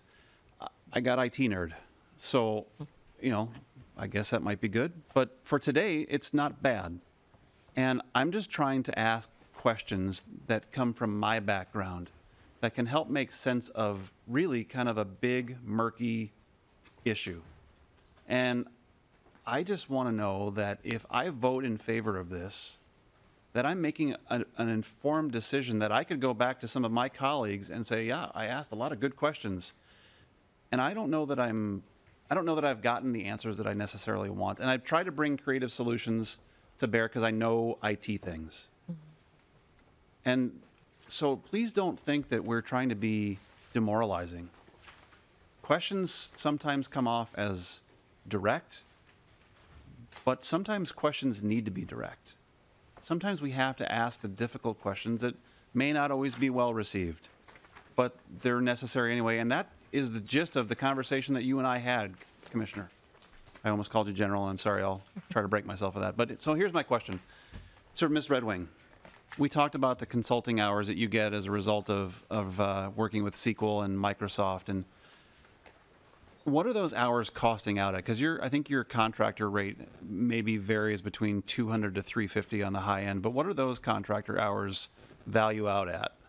And you can use approximate numbers, or you could use a good old-fashioned Minnesotan-ish, but kind of in the neighborhood of where are those? Ms. Red Wing. Madam Chair, Representative Nash, I got those numbers from my partners on the operations side of Minute. I got a flat number from them asking for the number of hours, and I don't know what that hourly rate is offhand, but I will get that for you. I know that we use $125 an hour for the Minute contractors that we have as our planning number. I think that we've spent historically $122 an hour, but we don't really, we've kind of broken it out into hours even though we work on deliverables. And I know that on this sheet that was handed out by Chair Anderson, we're about $60,000. It totals $60,000 off of the $10 million, which is 0.06% of a variance. But Ms. Redway, I'm just going to interrupt you there, though. Like, it's actually $1 million difference because you're not accounting for the ramp up. So if you're looking at the vehicle contractor piece, it's $1 million difference. So if you can walk us through the $1 million difference, I think that would be helpful. And Madam Chair, if I could. And Representative Nash. Thanks. And I'm still trying to get to my question. I have a long runway sometimes, so we can set the groundwork. But your contract for those hours resets, you said in June, July? And you'll get a whole new pool of them. And this is just an honest, legitimate, non-accusatory question, did we look at that as a way to create some cost avoidance? And was that built into this, or can you go back and do that? Because if you use the $600,000 for Microsoft Premier Performance, not all of that's going to come on the front end. So some of that's going to come down the road. Could we, preserving the taxpayer dollars, wipe out maybe 400,000 of that because your clock's going to reset? And what about the SQL, the SQL Server hours? Because I know you get them. You've got thousands of licenses with SQL. That's the kind of creativity that I think that I'm looking for, and I'm hoping that my colleagues will also recognize that that's an actionable thing that you can trade on. And can we get the administration to give you direction like, look, everything else pales in comparison to this. So if it's $125 an hour, or my guess is it's probably closer to 200 with the Oracle folks and the Microsoft folks because they're not cheap. We should be looking for a creative solution to plug into your overall budget number, because your budget is predicated on not having any of those hours when we know that you do. And can you reprioritize life for other departments to get this solved? And that's what I'm trying to get across. And I wanted to come back because it's a value that is significant. If you pay, if you get a couple of hundred hours, or maybe 1,000 hours, I don't know how many you get as part of your contracts, that's a lot of money. And, to Representative Lilly's point, we're here to watch big dollars and small dollars, and that's a big pool of money. So if you would, please. Ms. Redwing. Madam Chair, Representative Nash, I speak to our Microsoft sales representative a lot, and we get, when this $10 million ask was prepared, it was what's going to take us from now until the end of the fiscal year. And we get our next pool of Microsoft. We're really targeting those Microsoft dollars for the entity framework that we have to tune. The SQL dollars don't really appeal to us as much because we don't have as many challenges with the SQL hours. But at the end of the fiscal year, so this budget was taking us to the end of the fiscal year. We get our pool reset after the fiscal year. So as we go into that 33 million, for sure, looking at that pool once it's reset, what it will take us through fiscal 19. Okay. Representative Nash. Yeah, real quick, Madam Chair, thank you. But Ms. Redwing, in the letter that you addressed to the senators, you talk about additional SQL system tuning. So if it's something that you plugged into the letter as a significant request for this spending, certainly, if you don't, obviously you're not going to use the Microsoft to do a SQL tune-up. You could use the SQL hours to do the SQL tune-up. Correct? Ms. Redwing. Madam Chair, Representative Nash, actually the Microsoft folks are sending us SQL tuners for their entity framework that is incorporated in .NET. So that's a point of, sorry for everybody else who doesn't speak tech. It's a SQL tuner for the entity framework that ships with the .NET source code. Representative Vogel. Well, thank you, Madam Chair. And first of all, I want you to know, I understand the emotion of this. Unfortunately, I managed a loan portfolio in the early 80s through a crisis and then was bookended at the late 2000s doing the same. So I understand the emotion of work, what I call a workout, okay? And so I'm not minimizing, and I know the stress, and I've also had those sleepless nights. But I've also found over that period of time that the numbers matter. The plan matters. And I've just been given this, you know, not that long ago.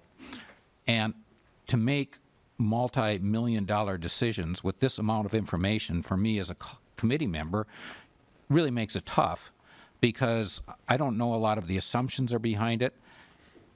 And more bothersome is, as I look to fiscal, and I'm looking at the MMB 3218 spreadsheet, as I look out there at the end of 19, it's got a minus 42,815,000. So that, you know, this 10,000, this 10 million, it's a lot of money, okay? And if I was in a loan workout, not only would I want it, but I would think the person on the other side of the workout would want the same amount of detail. How am I going to get out of this? But what you're also then asking is that the person that's already provided the funding, which is the taxpayers, are now being asked to put in more. I've done that. And sometimes I've won and sometimes I've lost, and I've realized when I've lost, it's because we didn't have a good plan going into it. So, yes, I'm concerned about the $10 million and the detail that goes with it. But I'm also more concerned about, okay, you put in the $10 million, we get till the end of June, and then we start looking at this other big number. And because once you start going down the path in a workout of putting more money in, there's not really a good exit plan other than you keep doing it. And I think from my standpoint, that's what I'm looking at. And I understand the emotion, and I understand trying to retain employees during bad times and all of that, because I've done it. That's why I guess I'm looking at this thinking there's got to be more detail behind it. And I'm sure there is some work papers. But when you present it to a committee and in this kind of an abbreviated form, it really makes it tough to vote on it.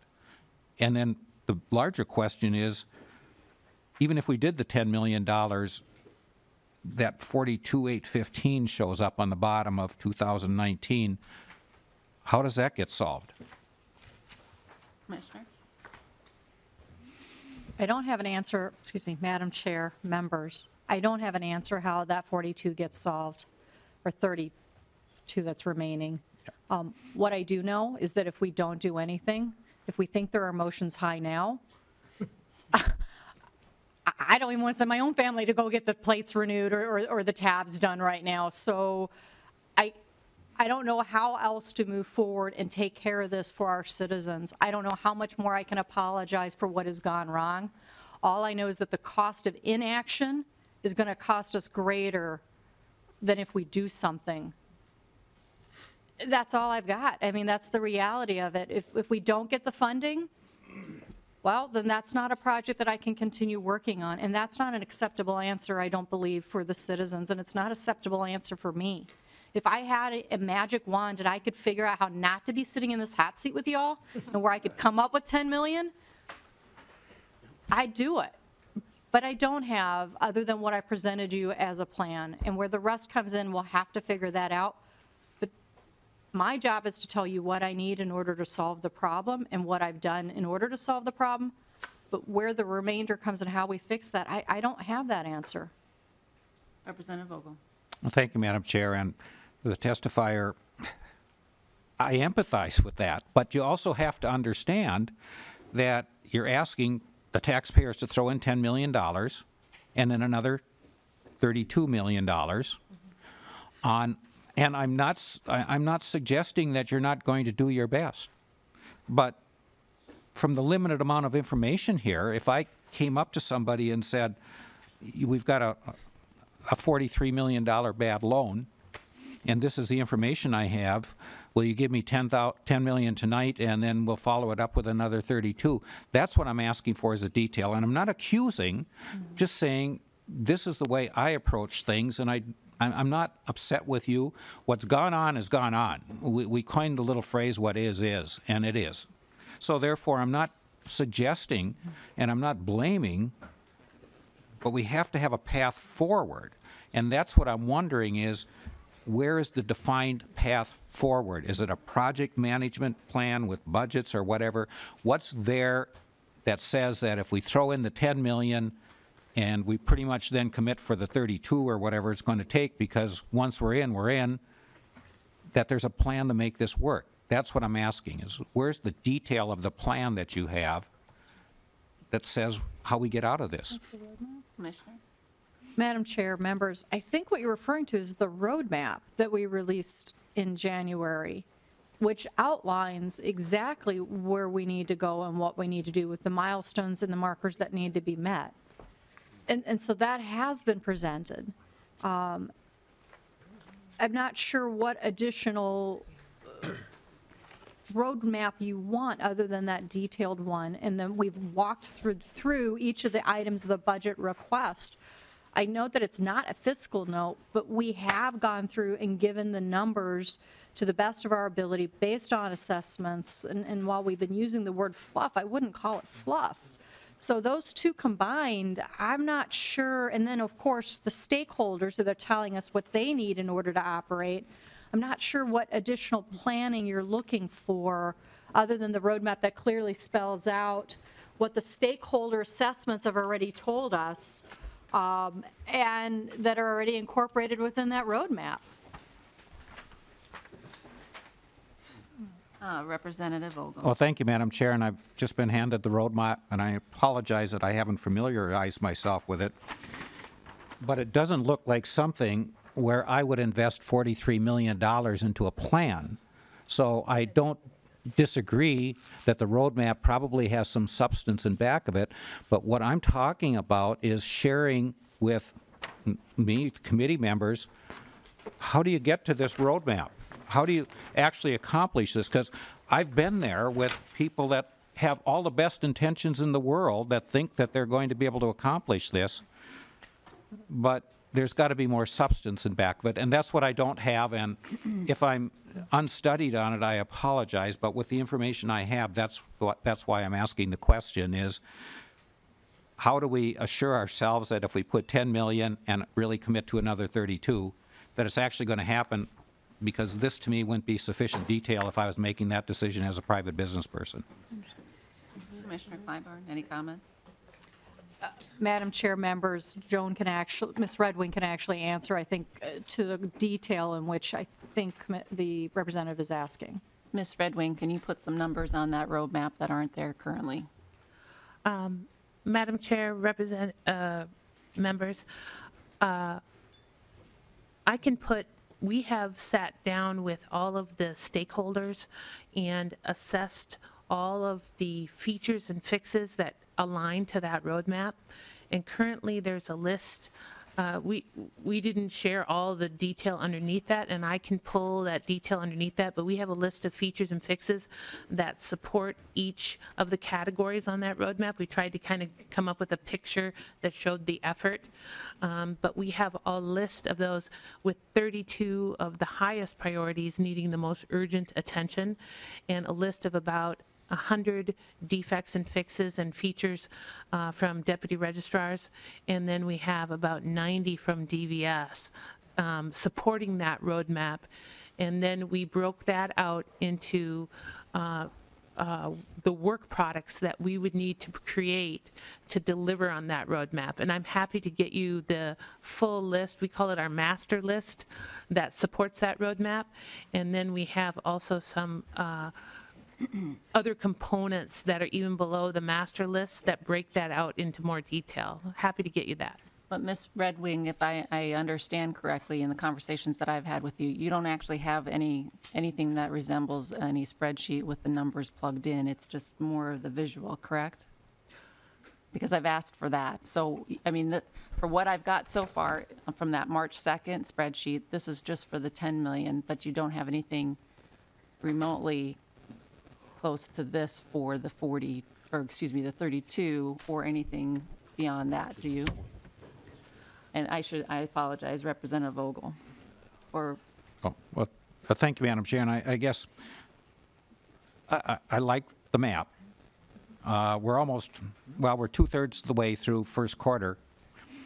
I would assume then that you have accountability and tracking mechanisms and might be able to give a progress report on at least the first quarter, then would be helpful, because then it'll at least show that you set your goals, you carefully define them, and that you're constantly monitoring, and I think that would give some assurance as well as then maybe going forward, but at least one, maybe that would be a way to start on this, is to give some detail relative to the first quarter performance on every specific thing and how you're tracking it.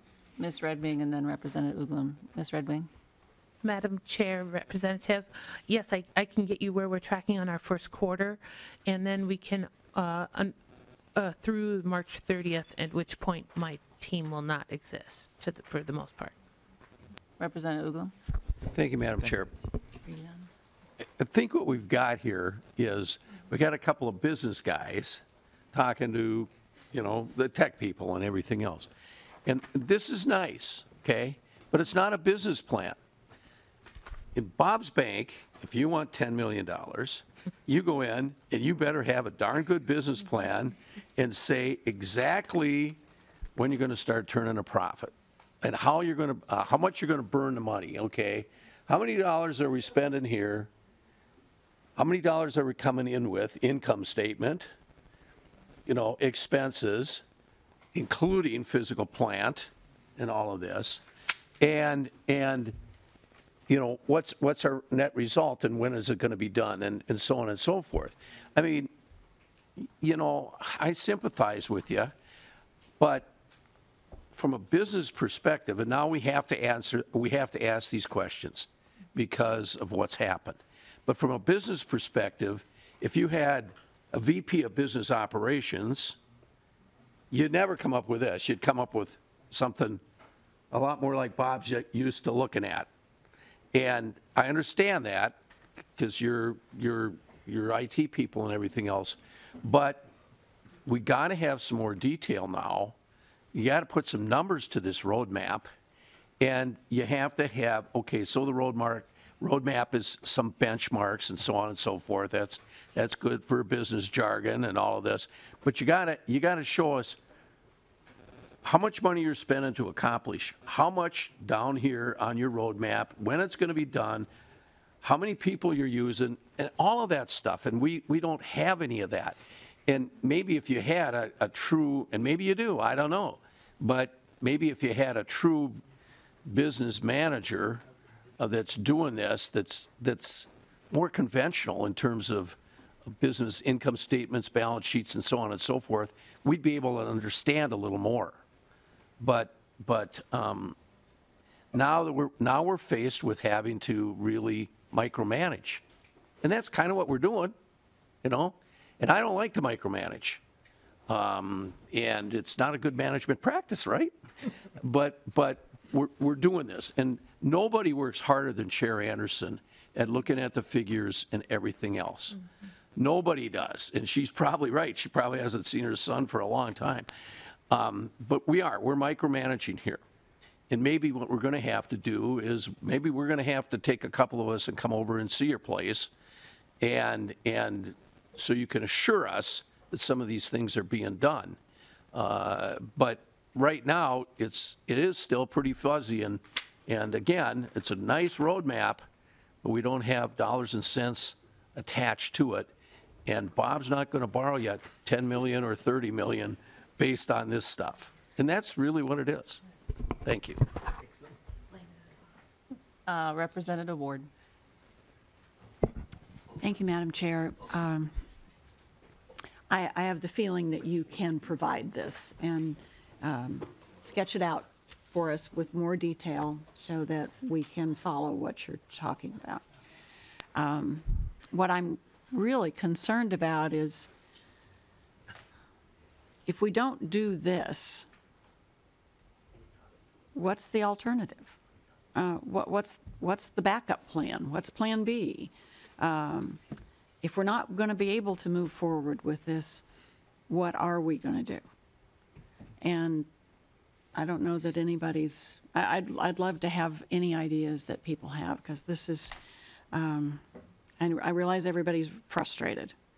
And I just feel like we can get the answers, and maybe you need to be asking us more questions about what we want, and what we need in order to kind of have a meeting of the minds. But I am really concerned about what are we going to do if we don't figure out how to do this. Okay, so what I'm going to do is, I'd like clarification on my question. So I'm going to go back to the number that I've got. You've got your number of the 4.716 on the contractors. And by your numbers, it's supposed to be 54 contractors for 4 months. But we know that can't happen because of the ramp up. So, and the ramp up is about $1 million. So just explain to me, reconcile these numbers for me.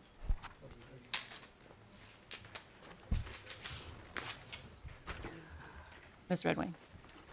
Madam Chair, the 54 was an estimate of the contractors that we would need to maintain to continue working on the roadmap. I gave over 30 of those contractors notice.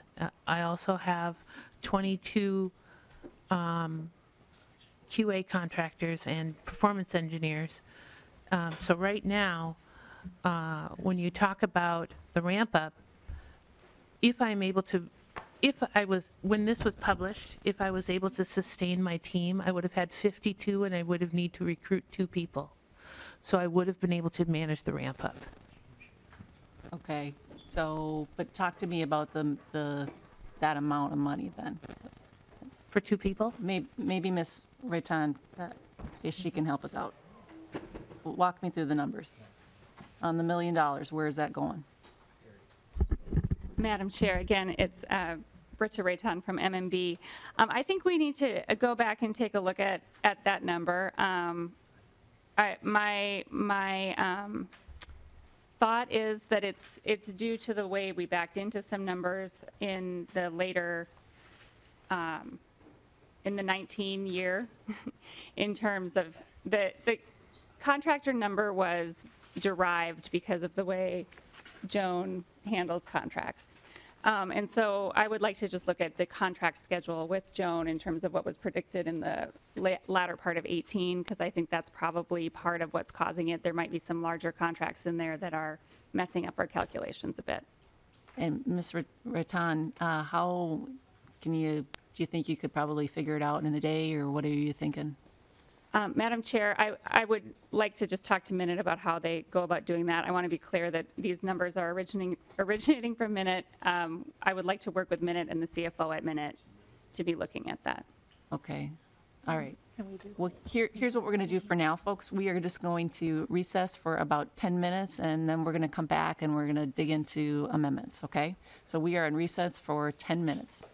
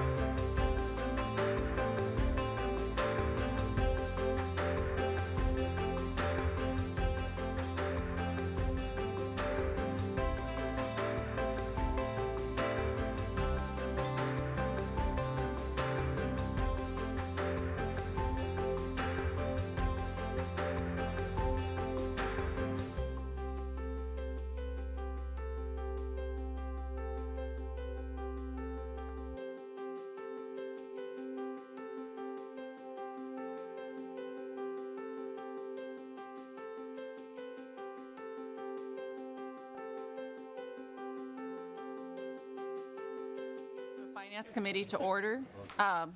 Members, we're going to have the page hand out the A2 amendment. This is Representative Lilly's amendment.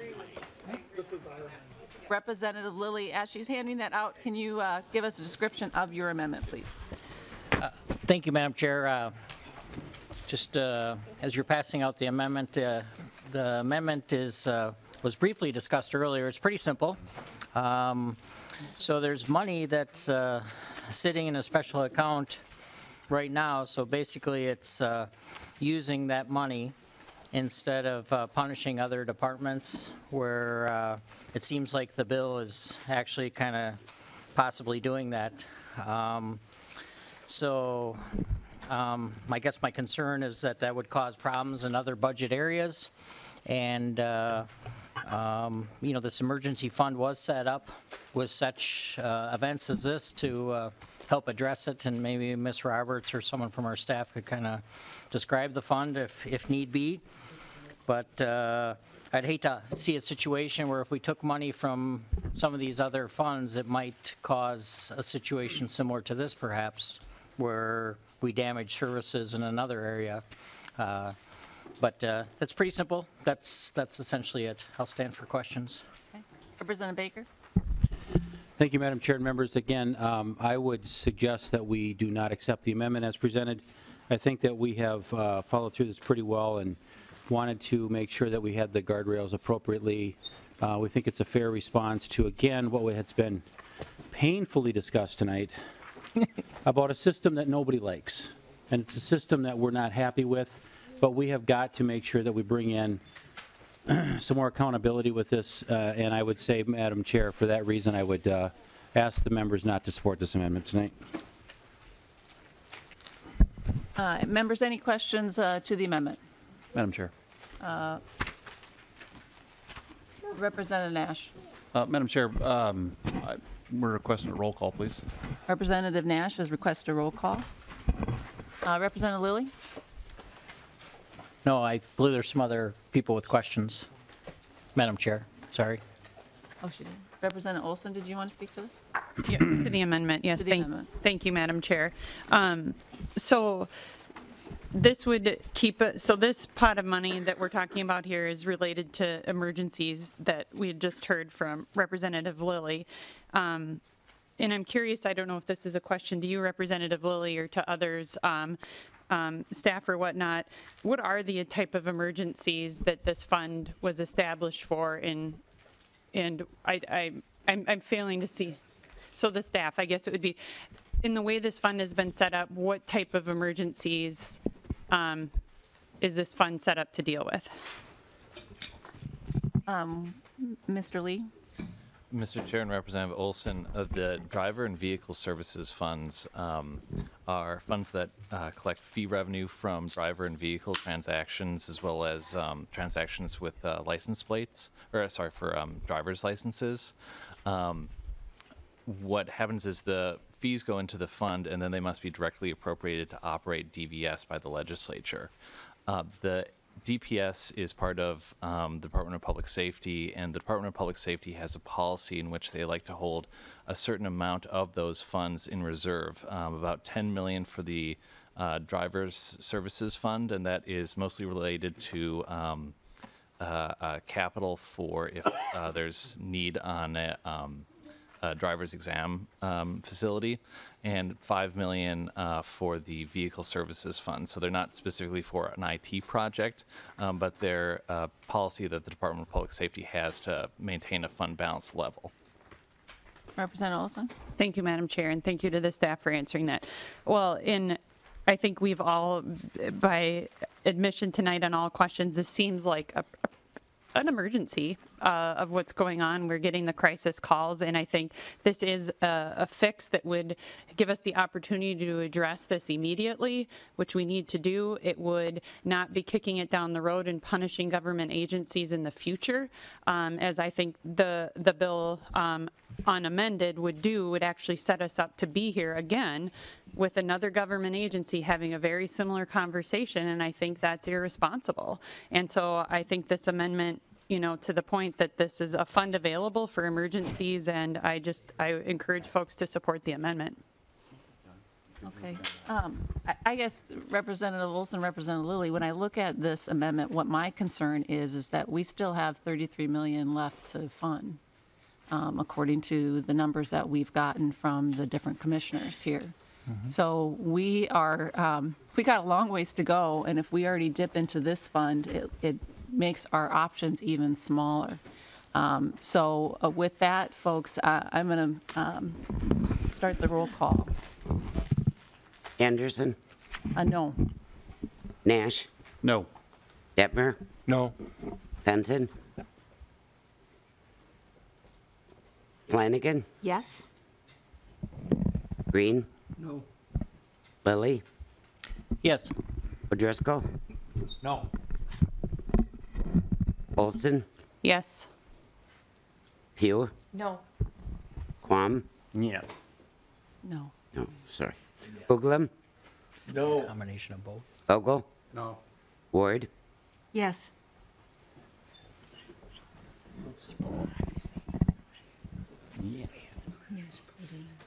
Gunesh Bodine? Sorry. Yes.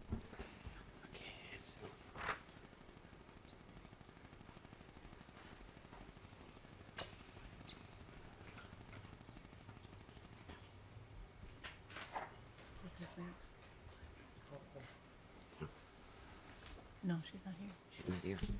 Okay, on a vote of 5 to 9, the amendment is not adopted. Members, we're going to have the A1 amendment handed out. This is my amendment.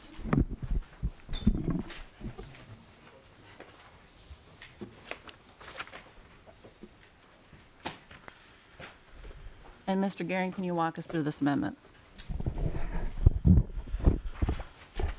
In just a moment, let's give everybody a chance to get a copy.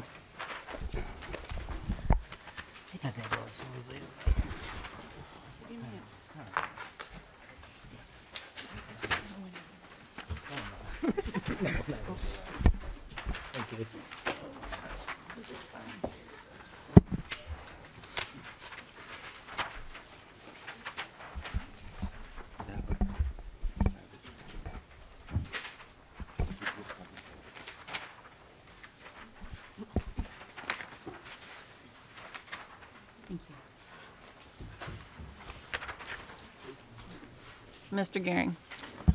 Madam Chair, so the A1 amendment effectively does three different things. The first thing you see on the first page of the amendment is an itemization of the amounts that will be spent for specific purposes.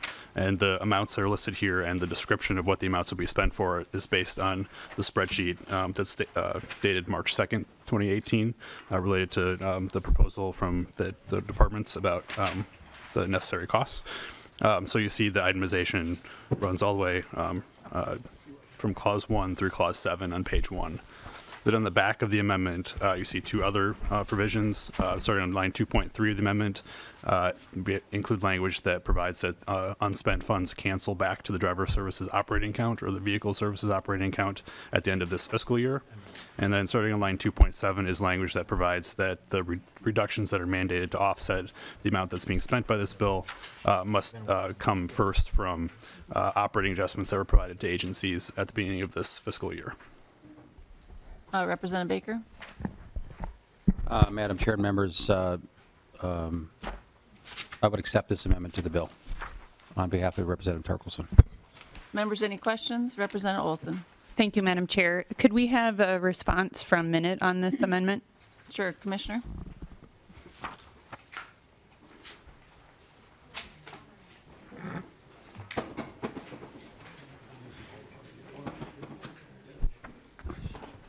Madam Chair. Representative Olson? And just with full understanding, you have seen this about as much as we have. So understanding that, but still I think appreciate a response. Thank you. Commissioner? Madam Chair, members, having just looked at this bill and doing a quick scan of it, I understand, I think, where this is trying to get at, but it also ties my hands, first off, in the ability to try and maneuver across the IT project to manage costs if something goes up a little bit more because of a contractor piece, but I can save some money somewhere else to make it work. This limits my ability to move the money across as I understand it. And then secondly, I think there's an issue with regards to the bills that come in on this, which is about a 2-month delay, which I believe Ms. Redwing can speak a little bit more fluid on than I can, but that would be a concern to consider as well as part of this. So, Madam Chair, if I may have Ms. Redwing answer the bill portion. Sure, Ms. Redwing.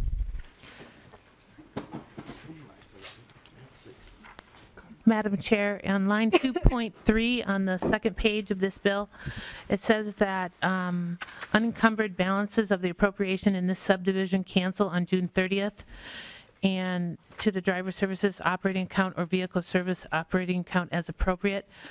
That area would likely be problematic as we wanted to fund our team through June 30th of 2018, and then they have 2 weeks to get us a full accounting and bill, which we then sign, and then money is sent back, and it's about a 60-day cycle.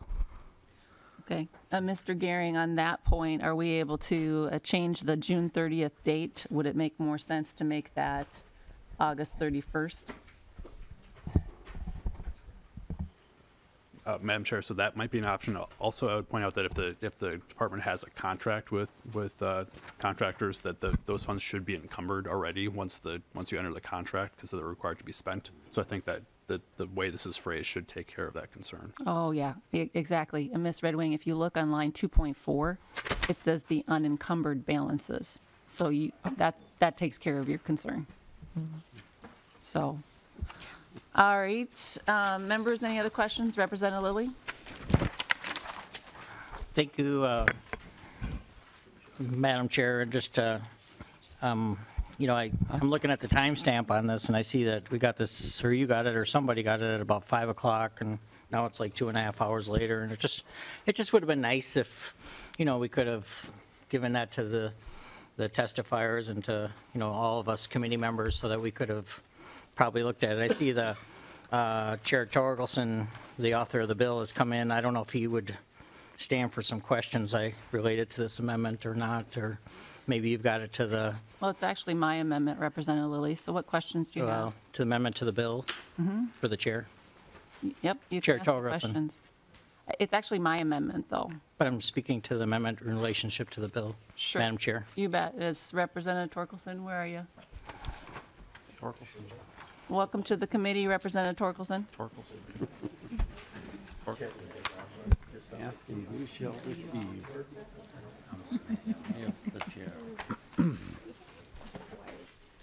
Representative Lilly. Thank you, Madam Chair, and Chair Torkelson. Good evening, Madam Chair. Welcome. Thank you, Mr. Chair. Just a quick question. Have you been able to kind of go through this amendment? It's fresh to us, and I know that you're,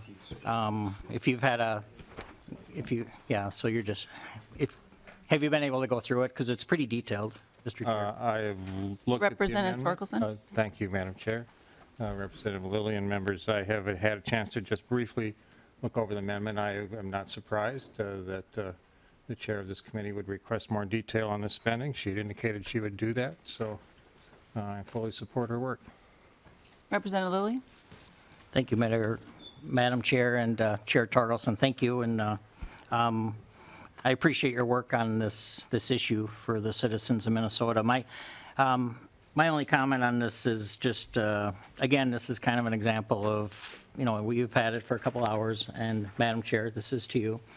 You've had your amendment for a couple hours, and you could have, we know who's to blame. That's all passed. But again, it's just kind of an example of not working together with the staff and the, Minute and the DPS and others to kind of really solve it. So it's not necessarily about the details and asking for details and to the amendment, but it's just it's a pretty clear example of not, trying to look out for the people of Minnesota by, just helping dialogue and to have real solutions. So that's my comment. Thank you, Madam Chair. Well, I appreciate your comments, Representative Lilly, and I will point out that your own amendment dated on March 8th was done at 8:03 in the morning, and I just got it as we came to committee today.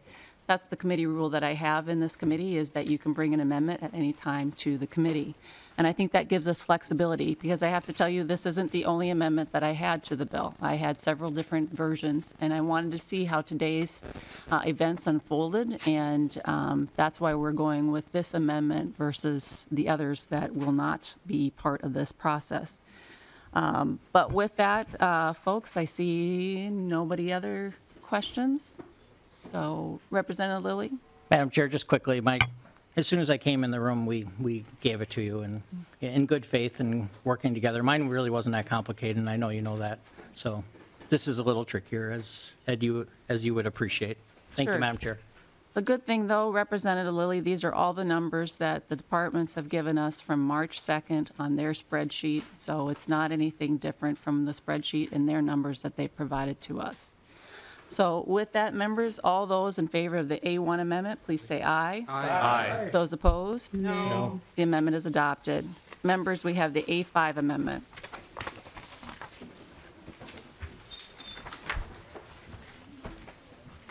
Do we have that? Madam Chair, do we have the amendment? Behind you.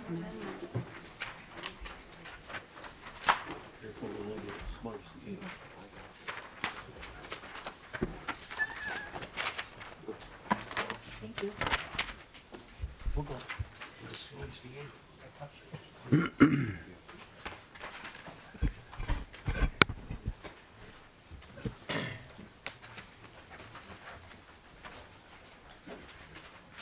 Again, members, this is my amendment.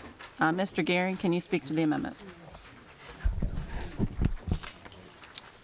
So, Madam Chair, the A5 amendment affects the progress reporting. So when Mr. Burris walked through the bill earlier, he explained the setup of monthly reporting to the legislature on progress benchmarks related to the completion of the project.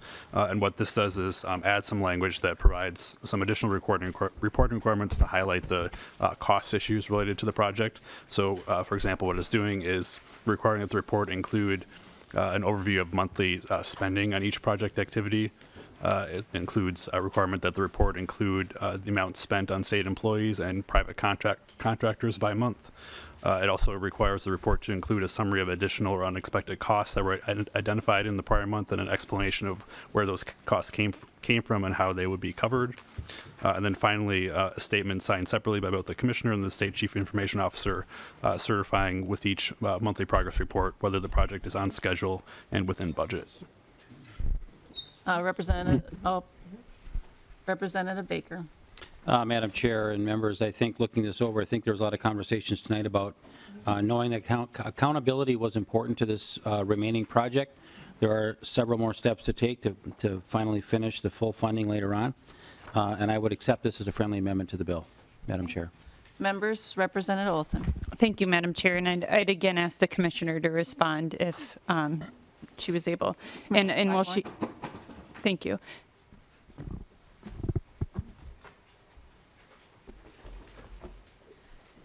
Madam Chair, members, this language is problematic because it would require me to cancel current contracts and change it to a time and materials monthly basis versus the way it's set up now, which is a time period or a delivery based, which means it doesn't matter how many hours they spend on it, they have a certain project that they have to complete, and now I'm going to have to change those contracts out. Mr. Gehring, can you give us some clarification? Is that the case? Will she have to cancel contracts? Madam Chair and committee members, so what this amendment does is just add to the legislative reporting requirements, so it gives additional items of data that need to be reported by month. It doesn't require anything related to the substance of the contracts. Commissioner? Madam Chair, members, if Ms. Redwing can please comment on that. Ms. Redwing. Madam Chair and members, our contracts are set up as a deliverable based, and some of them are in 2-week increments, some of them is really based on the work that's going to be performed. We call this work a sprint. Sometimes they span somewhere between 2 and 4 to 6 weeks, so they don't nicely align with a monthly reporting. We estimate what they are by month, but we were as kind of an artificial breakout. So, for example, if we're saying over the next 6 weeks you're going to make all these deliverables on time, and we have a contract with this company to make those deliverables on time and to do quality work and hit quality targets. Trying to say, you delivered this in 6 weeks, how much would that have been if we split it up monthly is kind of difficult to do because it's 1 month worth of work plus 2 weeks worth of work. So I can renegotiate all my contracts and break them out to time and materials instead of deliverable based, but deliverable based has saved a lot of money in avoiding overtime by saying do this chunk of work for this amount of money and don't worry about breaking it out by month, but we could do that. Representative Uglum. Thank you, Madam Chair. There's no way that the intent of this is for you to renegotiate all the contracts. You should be able to break out those deliverables on a monthly basis, and if it's an estimate, but you should have some pretty good guidelines in terms of how you can do that. I don't see where it's a problem at all. Representative Uglum, I would concur. As I'm looking over this language, all we're asking for is that you report on the checks that you cut. This is the amount. So this is not asking you to renegotiate your contracts or do any of that. It's a reporting mechanism as that we are asking for. Representative Olson. Thank you, Madam Chair. I was wondering if staff could comment on the body of the bill on 3.17. It talks about the penalty of perjury for not meeting measurements. So with the amendment tied to the amendment in front of us with the expectation setting forward here, would that be under penalty of perjury? Mr. Gehring.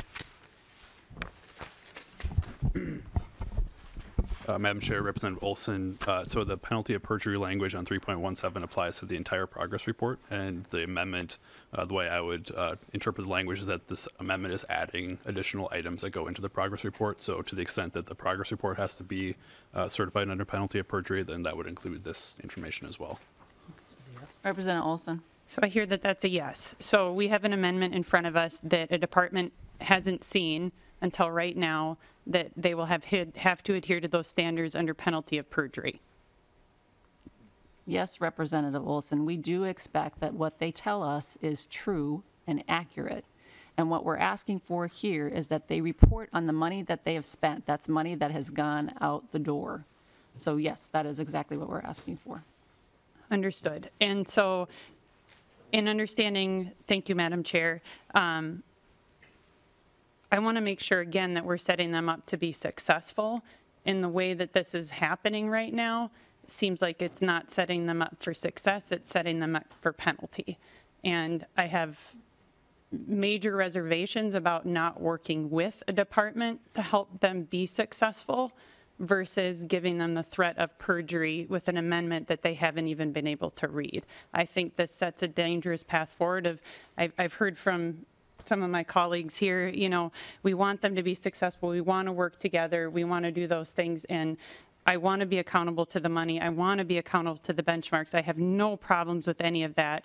But I think given how this is happening right now, I think this amendment is a very dangerous way that we're approaching this level of accountability without having been able to even give the department time to be able to work with us on this. So I would strongly discourage this amendment from going forward. Representative Baker. Thank you, Madam Chair and members. I think one of the reasons why I thought this part of the amendment prior is important, and I'm going to make sure that I don't fault the new leadership that's sitting here. They have not put us all here for that reason, but prior leaders put us in a position where we can't trust. And I will tell you, in many hearings we've had before, information has not been honest. It's been missing details. We have asked questions. We have been told in committee by prior commissioners that we had the money. So I think that this bringing this committee all of a sudden up to speed after 8 months or 7 months of painful discussions, I think this clause is important today that we wouldn't normally consider, but because of the situation that we're in, I think this is very reasonable. I have no reason to trust the current management that's sitting behind me right now. I think the commissioners are very clear certainly after the last couple of hearings and getting these amendments put on.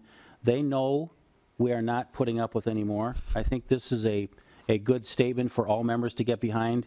And I think that it just, again, re-clarifies we have to make sure that everything presented to us is detailed out, it's honest. If we've made mistakes, we just admit it. If we've made errors, we admit it and we go on. We are humans and we make mistakes, but I think what we've been through is so much over the past several months. This is a good amendment, and I would hope that the memberships of this committee would accept that. Representative Detmer. Yeah, thank you, Madam Chair. And again, a comment just to piggyback on that comment. You know, this is kind of like new marching orders, and we probably, if we would have had this type of language to begin with, we wouldn't be sitting in this situation. So I fully support what we're doing here. Representative Nash. Well, thank you, Madam Chair. And I just wanted to speak up for my friend Chair Baker. I think he said I have no reason to distrust the current leadership. That's what I meant. I'm sorry. Thank you for clarifying. Yeah, and Madam Chair and Madam Chair and commissioners, you know that I have sat down with you, and you know that this pains me to be where we are. And I have offered my expertise, I've offered my experience, and I've been to maybe not as many meetings as Chair Baker and Chair Torkelson have, but I've been to a lot. And I have asked and begged for details. And these amendments, now that they will be integrated into the bill, provide some details and some, I think they were called guardrails, that I think that the people of Minnesota will actually appreciate. Mm-hmm. We're not trying to micromanage you. God knows I've got 101 other things I should be doing and can do. But we've been tasked with releasing money to you. That's a big deal. That's a lot of money. We're talking 10 and then 33 later. That's not an insignificant amount of money. And for us to be one of the last stops along the way for this bill, and we're applying some restraints or some guardrails or whatever euphemism you feel like using, I don't think that that's that unreasonable a request. Because I've sat down with you and we've had that blunt conversation. These two are blunt conversations saying, help us in helping restore some trust, not just for us. There's 201 of us that maybe have wavering trust back and forth, but people of Minnesota have to say, the legislature got it right. The legislature, you'll get the funding would be my guess. We still have to vote on it. But we understand that we have to fix this. But it's also not untoward of us or crazy to think that we're going to layer some additional process and procedures onto there. You had to expect that, and I think that these are not outrageous by any means, because the number of calls that I've gotten, and Chair Baker and I have talked, Chair Torkelson and I have talked, and we've all gotten other calls from people saying, fix this because it hurts. And we've got deputy registrars, we've got dealers, we've got people all across the state who still haven't gotten their stuff. And they're looking at us, waiting for us to act, but they have an expectation that we're going to make sure that we don't act foolishly or irresponsibly, and that we're going to apply process and procedures on this. So that's what I think you see in front of you. And that's what I think is a reasonable expectation of this legislature, is that we go an extra step to make sure that the people that we all represent, who are your neighbors as well, can look at us and say, okay, it got funded, and that there were some things that were laid over the top of it that we can now have faith in, that we can have the faith restored, because you've gotten the calls too. Commissioner Doman, you and I have talked, and you get calls, and to your credit, you've sat in a room taking care of backlog title transfers. So I know you put the effort in, but we've got people who don't see that, and what they're doing is what comes out of this place attached to the funds. This, I don't find to be unreasonable. Thank you, Madam Chair. Representative Olson. Thank you, Madam Chair. And I don't think there's any question around accountability and the need for it, and everything you've said, I actually agree with Representative Nash. I think the part about this is that I would like us to see to work in good faith with an agency who we've all just said we don't have reason to distrust the leadership of, to design things, guardrails, whatever other things, measures of accountability. We say we should do that thoughtfully with them rather than onto them in, you know, however many hours we are into a committee meeting. I just don't feel like that, you know, that's the spirit of how we actually work together to fix a problem. It's the work with, not over and against. And so I feel like the spirit of how this amendment came to be is the part that I feel like if we're, especially under penalty of perjury, that I feel like, you know, that's where the issue lies. Again, I agree, and I think we all agree with most of everything you've said tonight.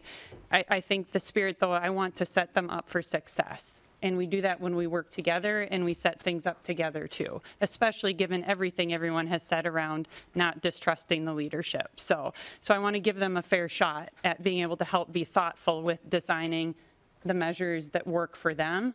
And so that's why I'm saying that. So I want to be clear about that. And I do want to ask the staff, if that's okay, you're earning your keep tonight. So ask the staff if the perjury penalty should be seen by the public safety now that we're amending something onto that language. Well, Representative Olson, staff are not able to comment on that, and I don't want to put them in that position at all. We have actually talked with the public safety chair and staff, and this does not need to go there at all, but I appreciate your comments. Representative Olson. Yes, thank you, Madam Chair. So, and I would just, to that point, if there's a further response from the department on the amendment. I think Representative Baker wants to reply on that. Is that the case or no? No. Nope. Okay. Commissioner. Madam Chair, members, I will not lie, steal, or cheat, or tolerate those who do. My word is my bond, and a half-truth by omission is still a lie. Those are words that I've lived by for all of my career. But the truth is, no other agency that I'm aware of is required to certify. I'm not aware of a requirement of the legislator to certify anything they put forward. So while I understand the concerns, things do change. What I tell you today is a number, or the number of contractors, is what I believe it to be today. There's no intent to deceive, there's no intent of fraud, there's no intent to lie. What I'm concerned about is at the end of this, whether this becomes a one-upmanship of whether or not there was a truth or a half-truth because of information changing. I have no problem signing, and I sign documents every day that says what I am submitting, to the best of my knowledge, is correct and truthful. But when something smells like punishment and it feels like punishment, it certainly is punishment. Again, I'm not saying that there should be or should not be a reason that that's here, but what I'm saying is that the message you're sending is that you do not trust the commissioner of MMB, you do not trust the commissioner of DPS, and you do not trust me when I stand before this body to tell you what I believe to be the ground truth at this time. That's what I have to say to that amendment. Representative Olson. Thank you, Madam Chair. Representative Lilly. Thank you, Madam Chair. Wow.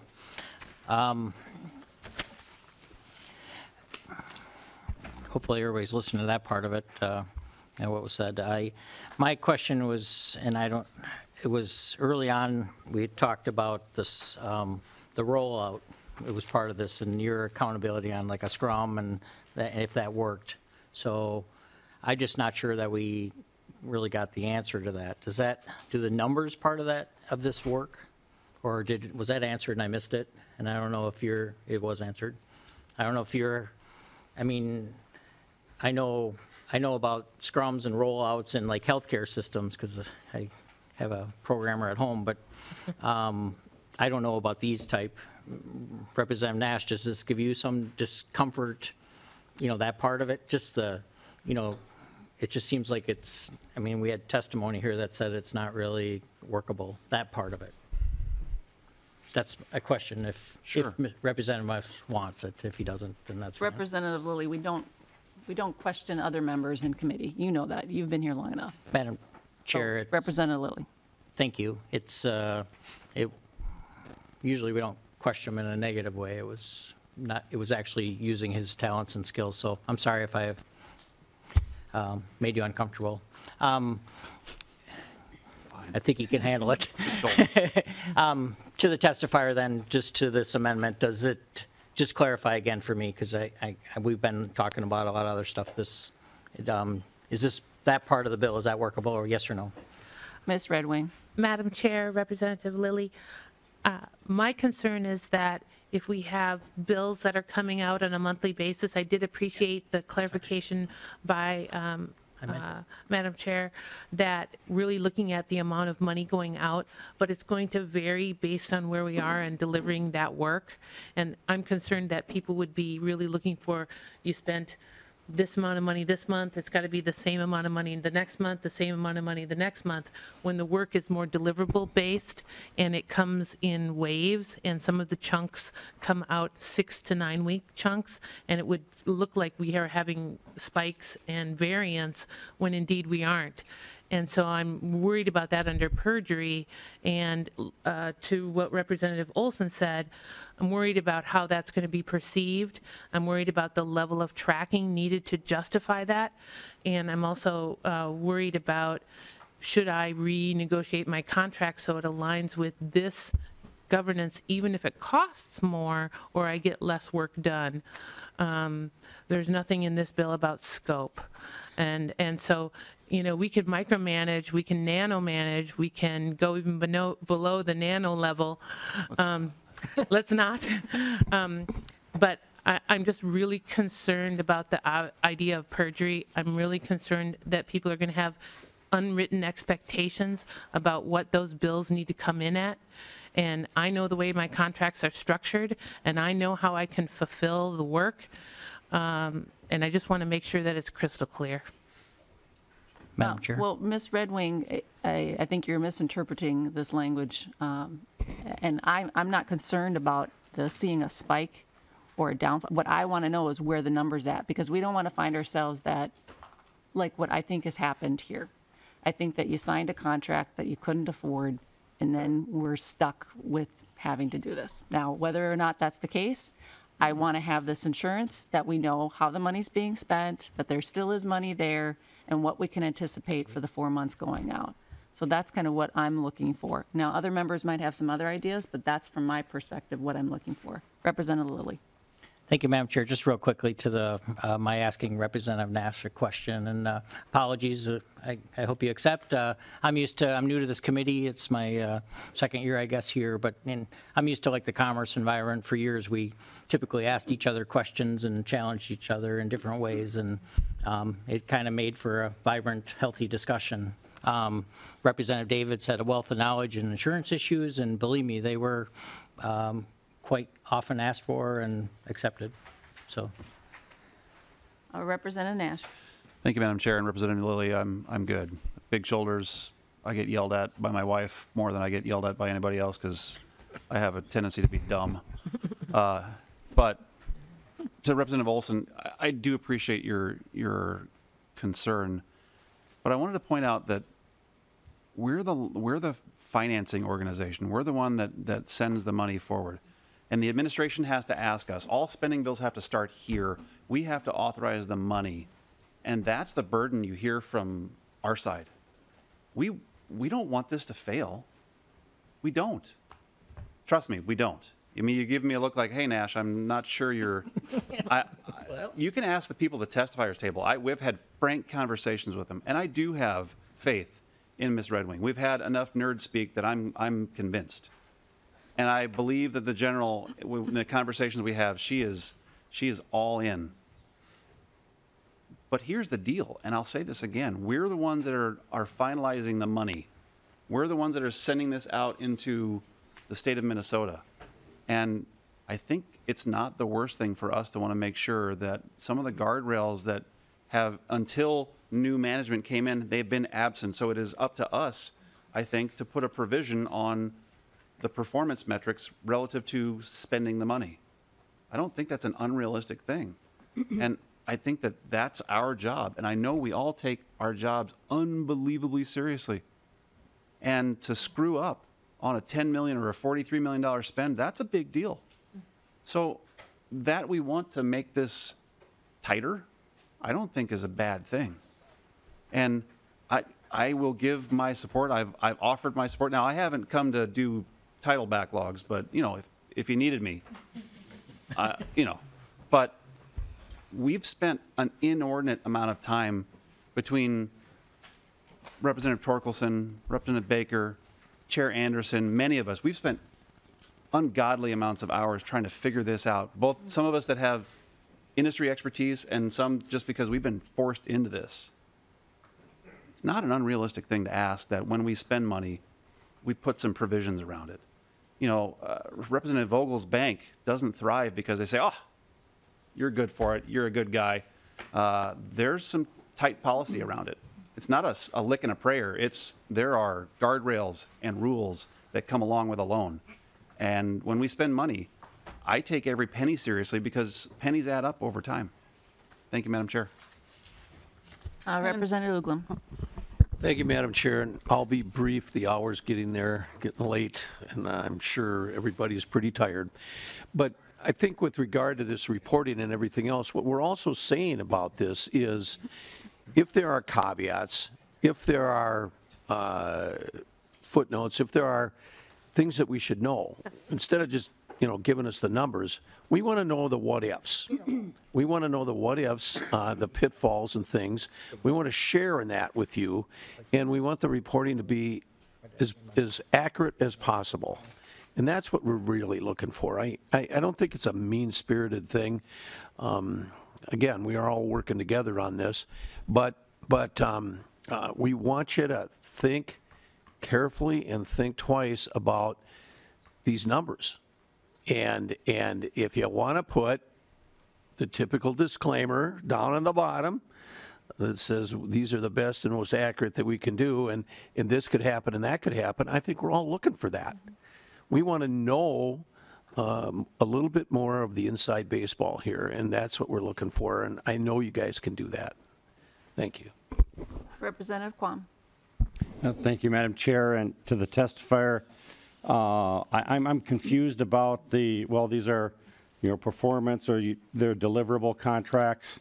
When I worked for Motorola, I was part of a team we had, it was over a $500 million facility we brought up. And almost all of the contracts that we had were, you got paid when it was completed and we verified it worked, whether it was software, hardware, and you betcha when there was $5, $10, $20 million on each of those items that I verified that, and corporate asked me for the details on, and I made sure that they met those commitments, and I could tell them because in our plan we had all that out there. So and they didn't say, oh, well, this month it was higher, because they knew how the contracts were structured. So I see no problem with being able to, we're giving you millions of dollars, tell us exactly what happened and report it monthly. I mean, that's simple, straightforward, and, from my experience, that's just part of normal business. Representative Ward. Thank you, Madam Chair. I feel like we've had a hard time getting to this point, and it's been everybody working really hard, some people putting in a lot more hours than the rest of us have. But I was thinking earlier the spirit of the way that it's come about and that it's done. It's the process issue for me, not so much that this is going to be a problem, except that the people who are responsible for carrying it out and for reporting, and we want transparency as well as accountability, haven't had a say in it. And maybe it is giving them back the figures that were given to us, but my approach would have been simply to say, this is what makes sense to us. Is that realistic? And how will that work? And so as you put things together to give information back to us, what's that going to look like? And just to have a dialogue about that before we put this down into a bill that's going to get passed, and I just don't feel like it's fair.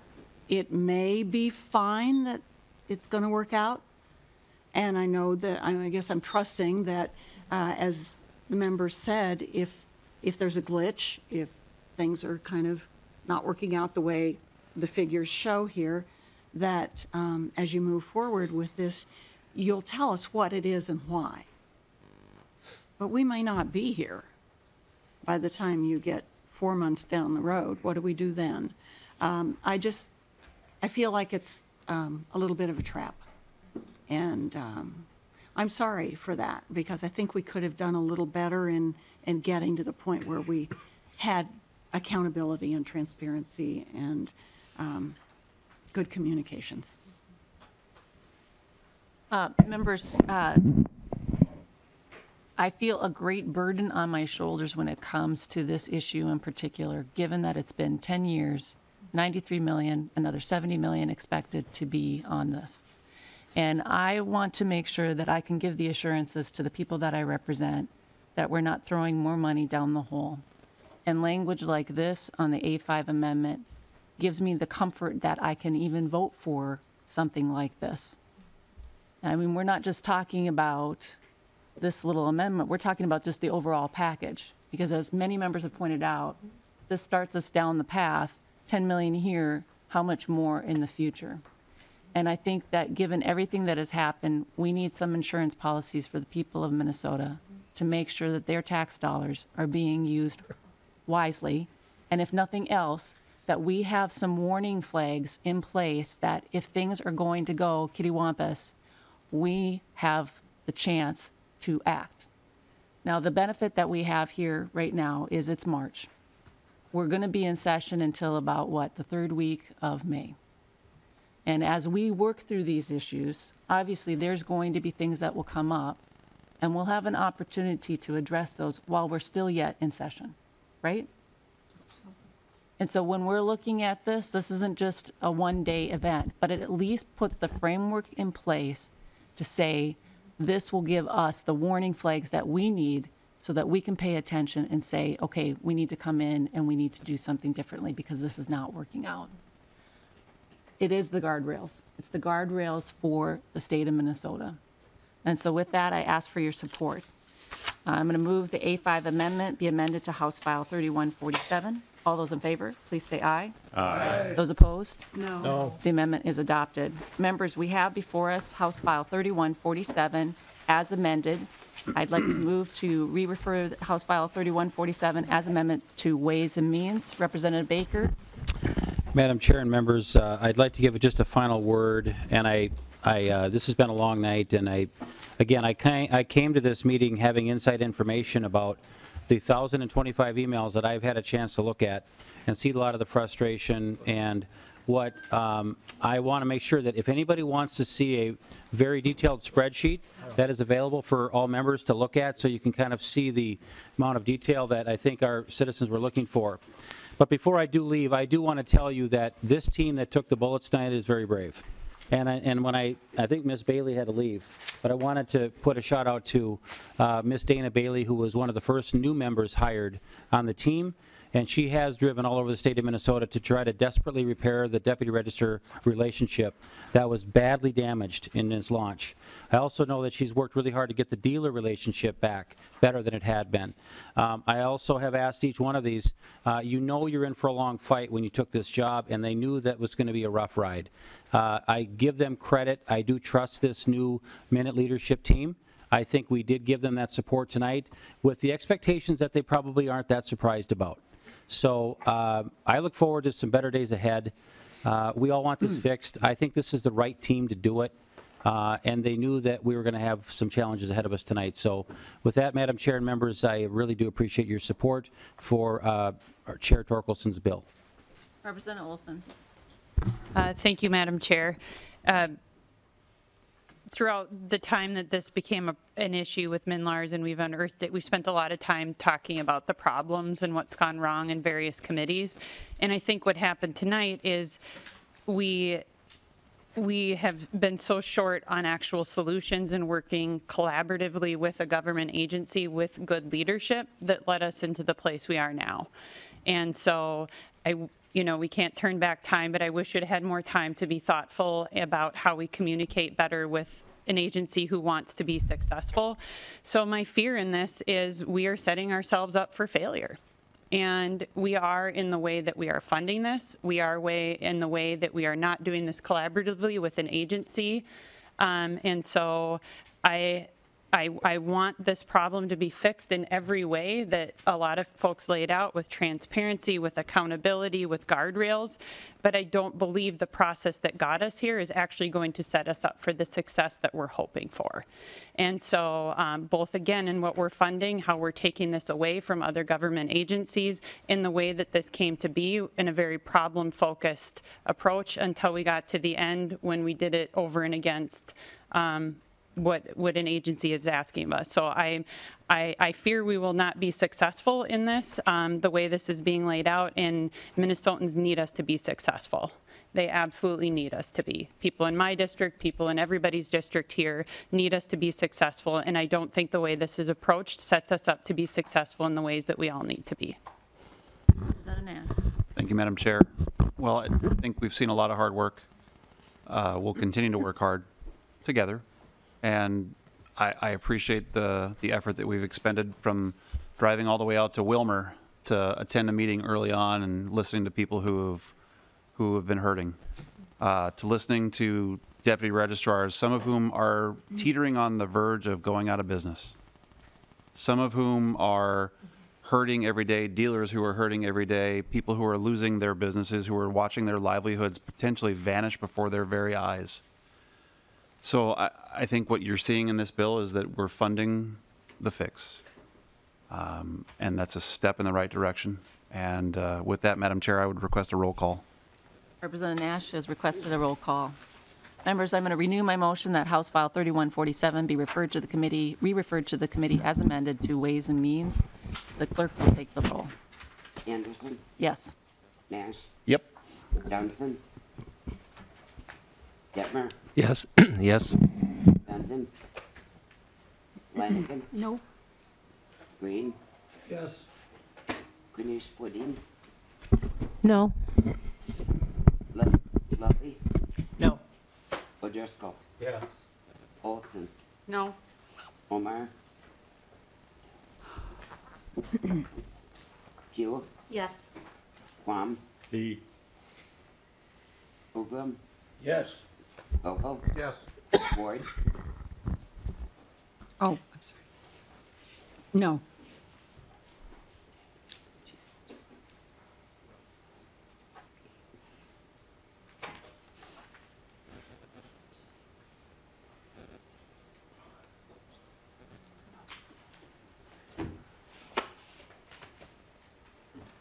On a 9-5 vote, the bill passes and goes to the Ways and Means Committee. With that, members, we are adjourned.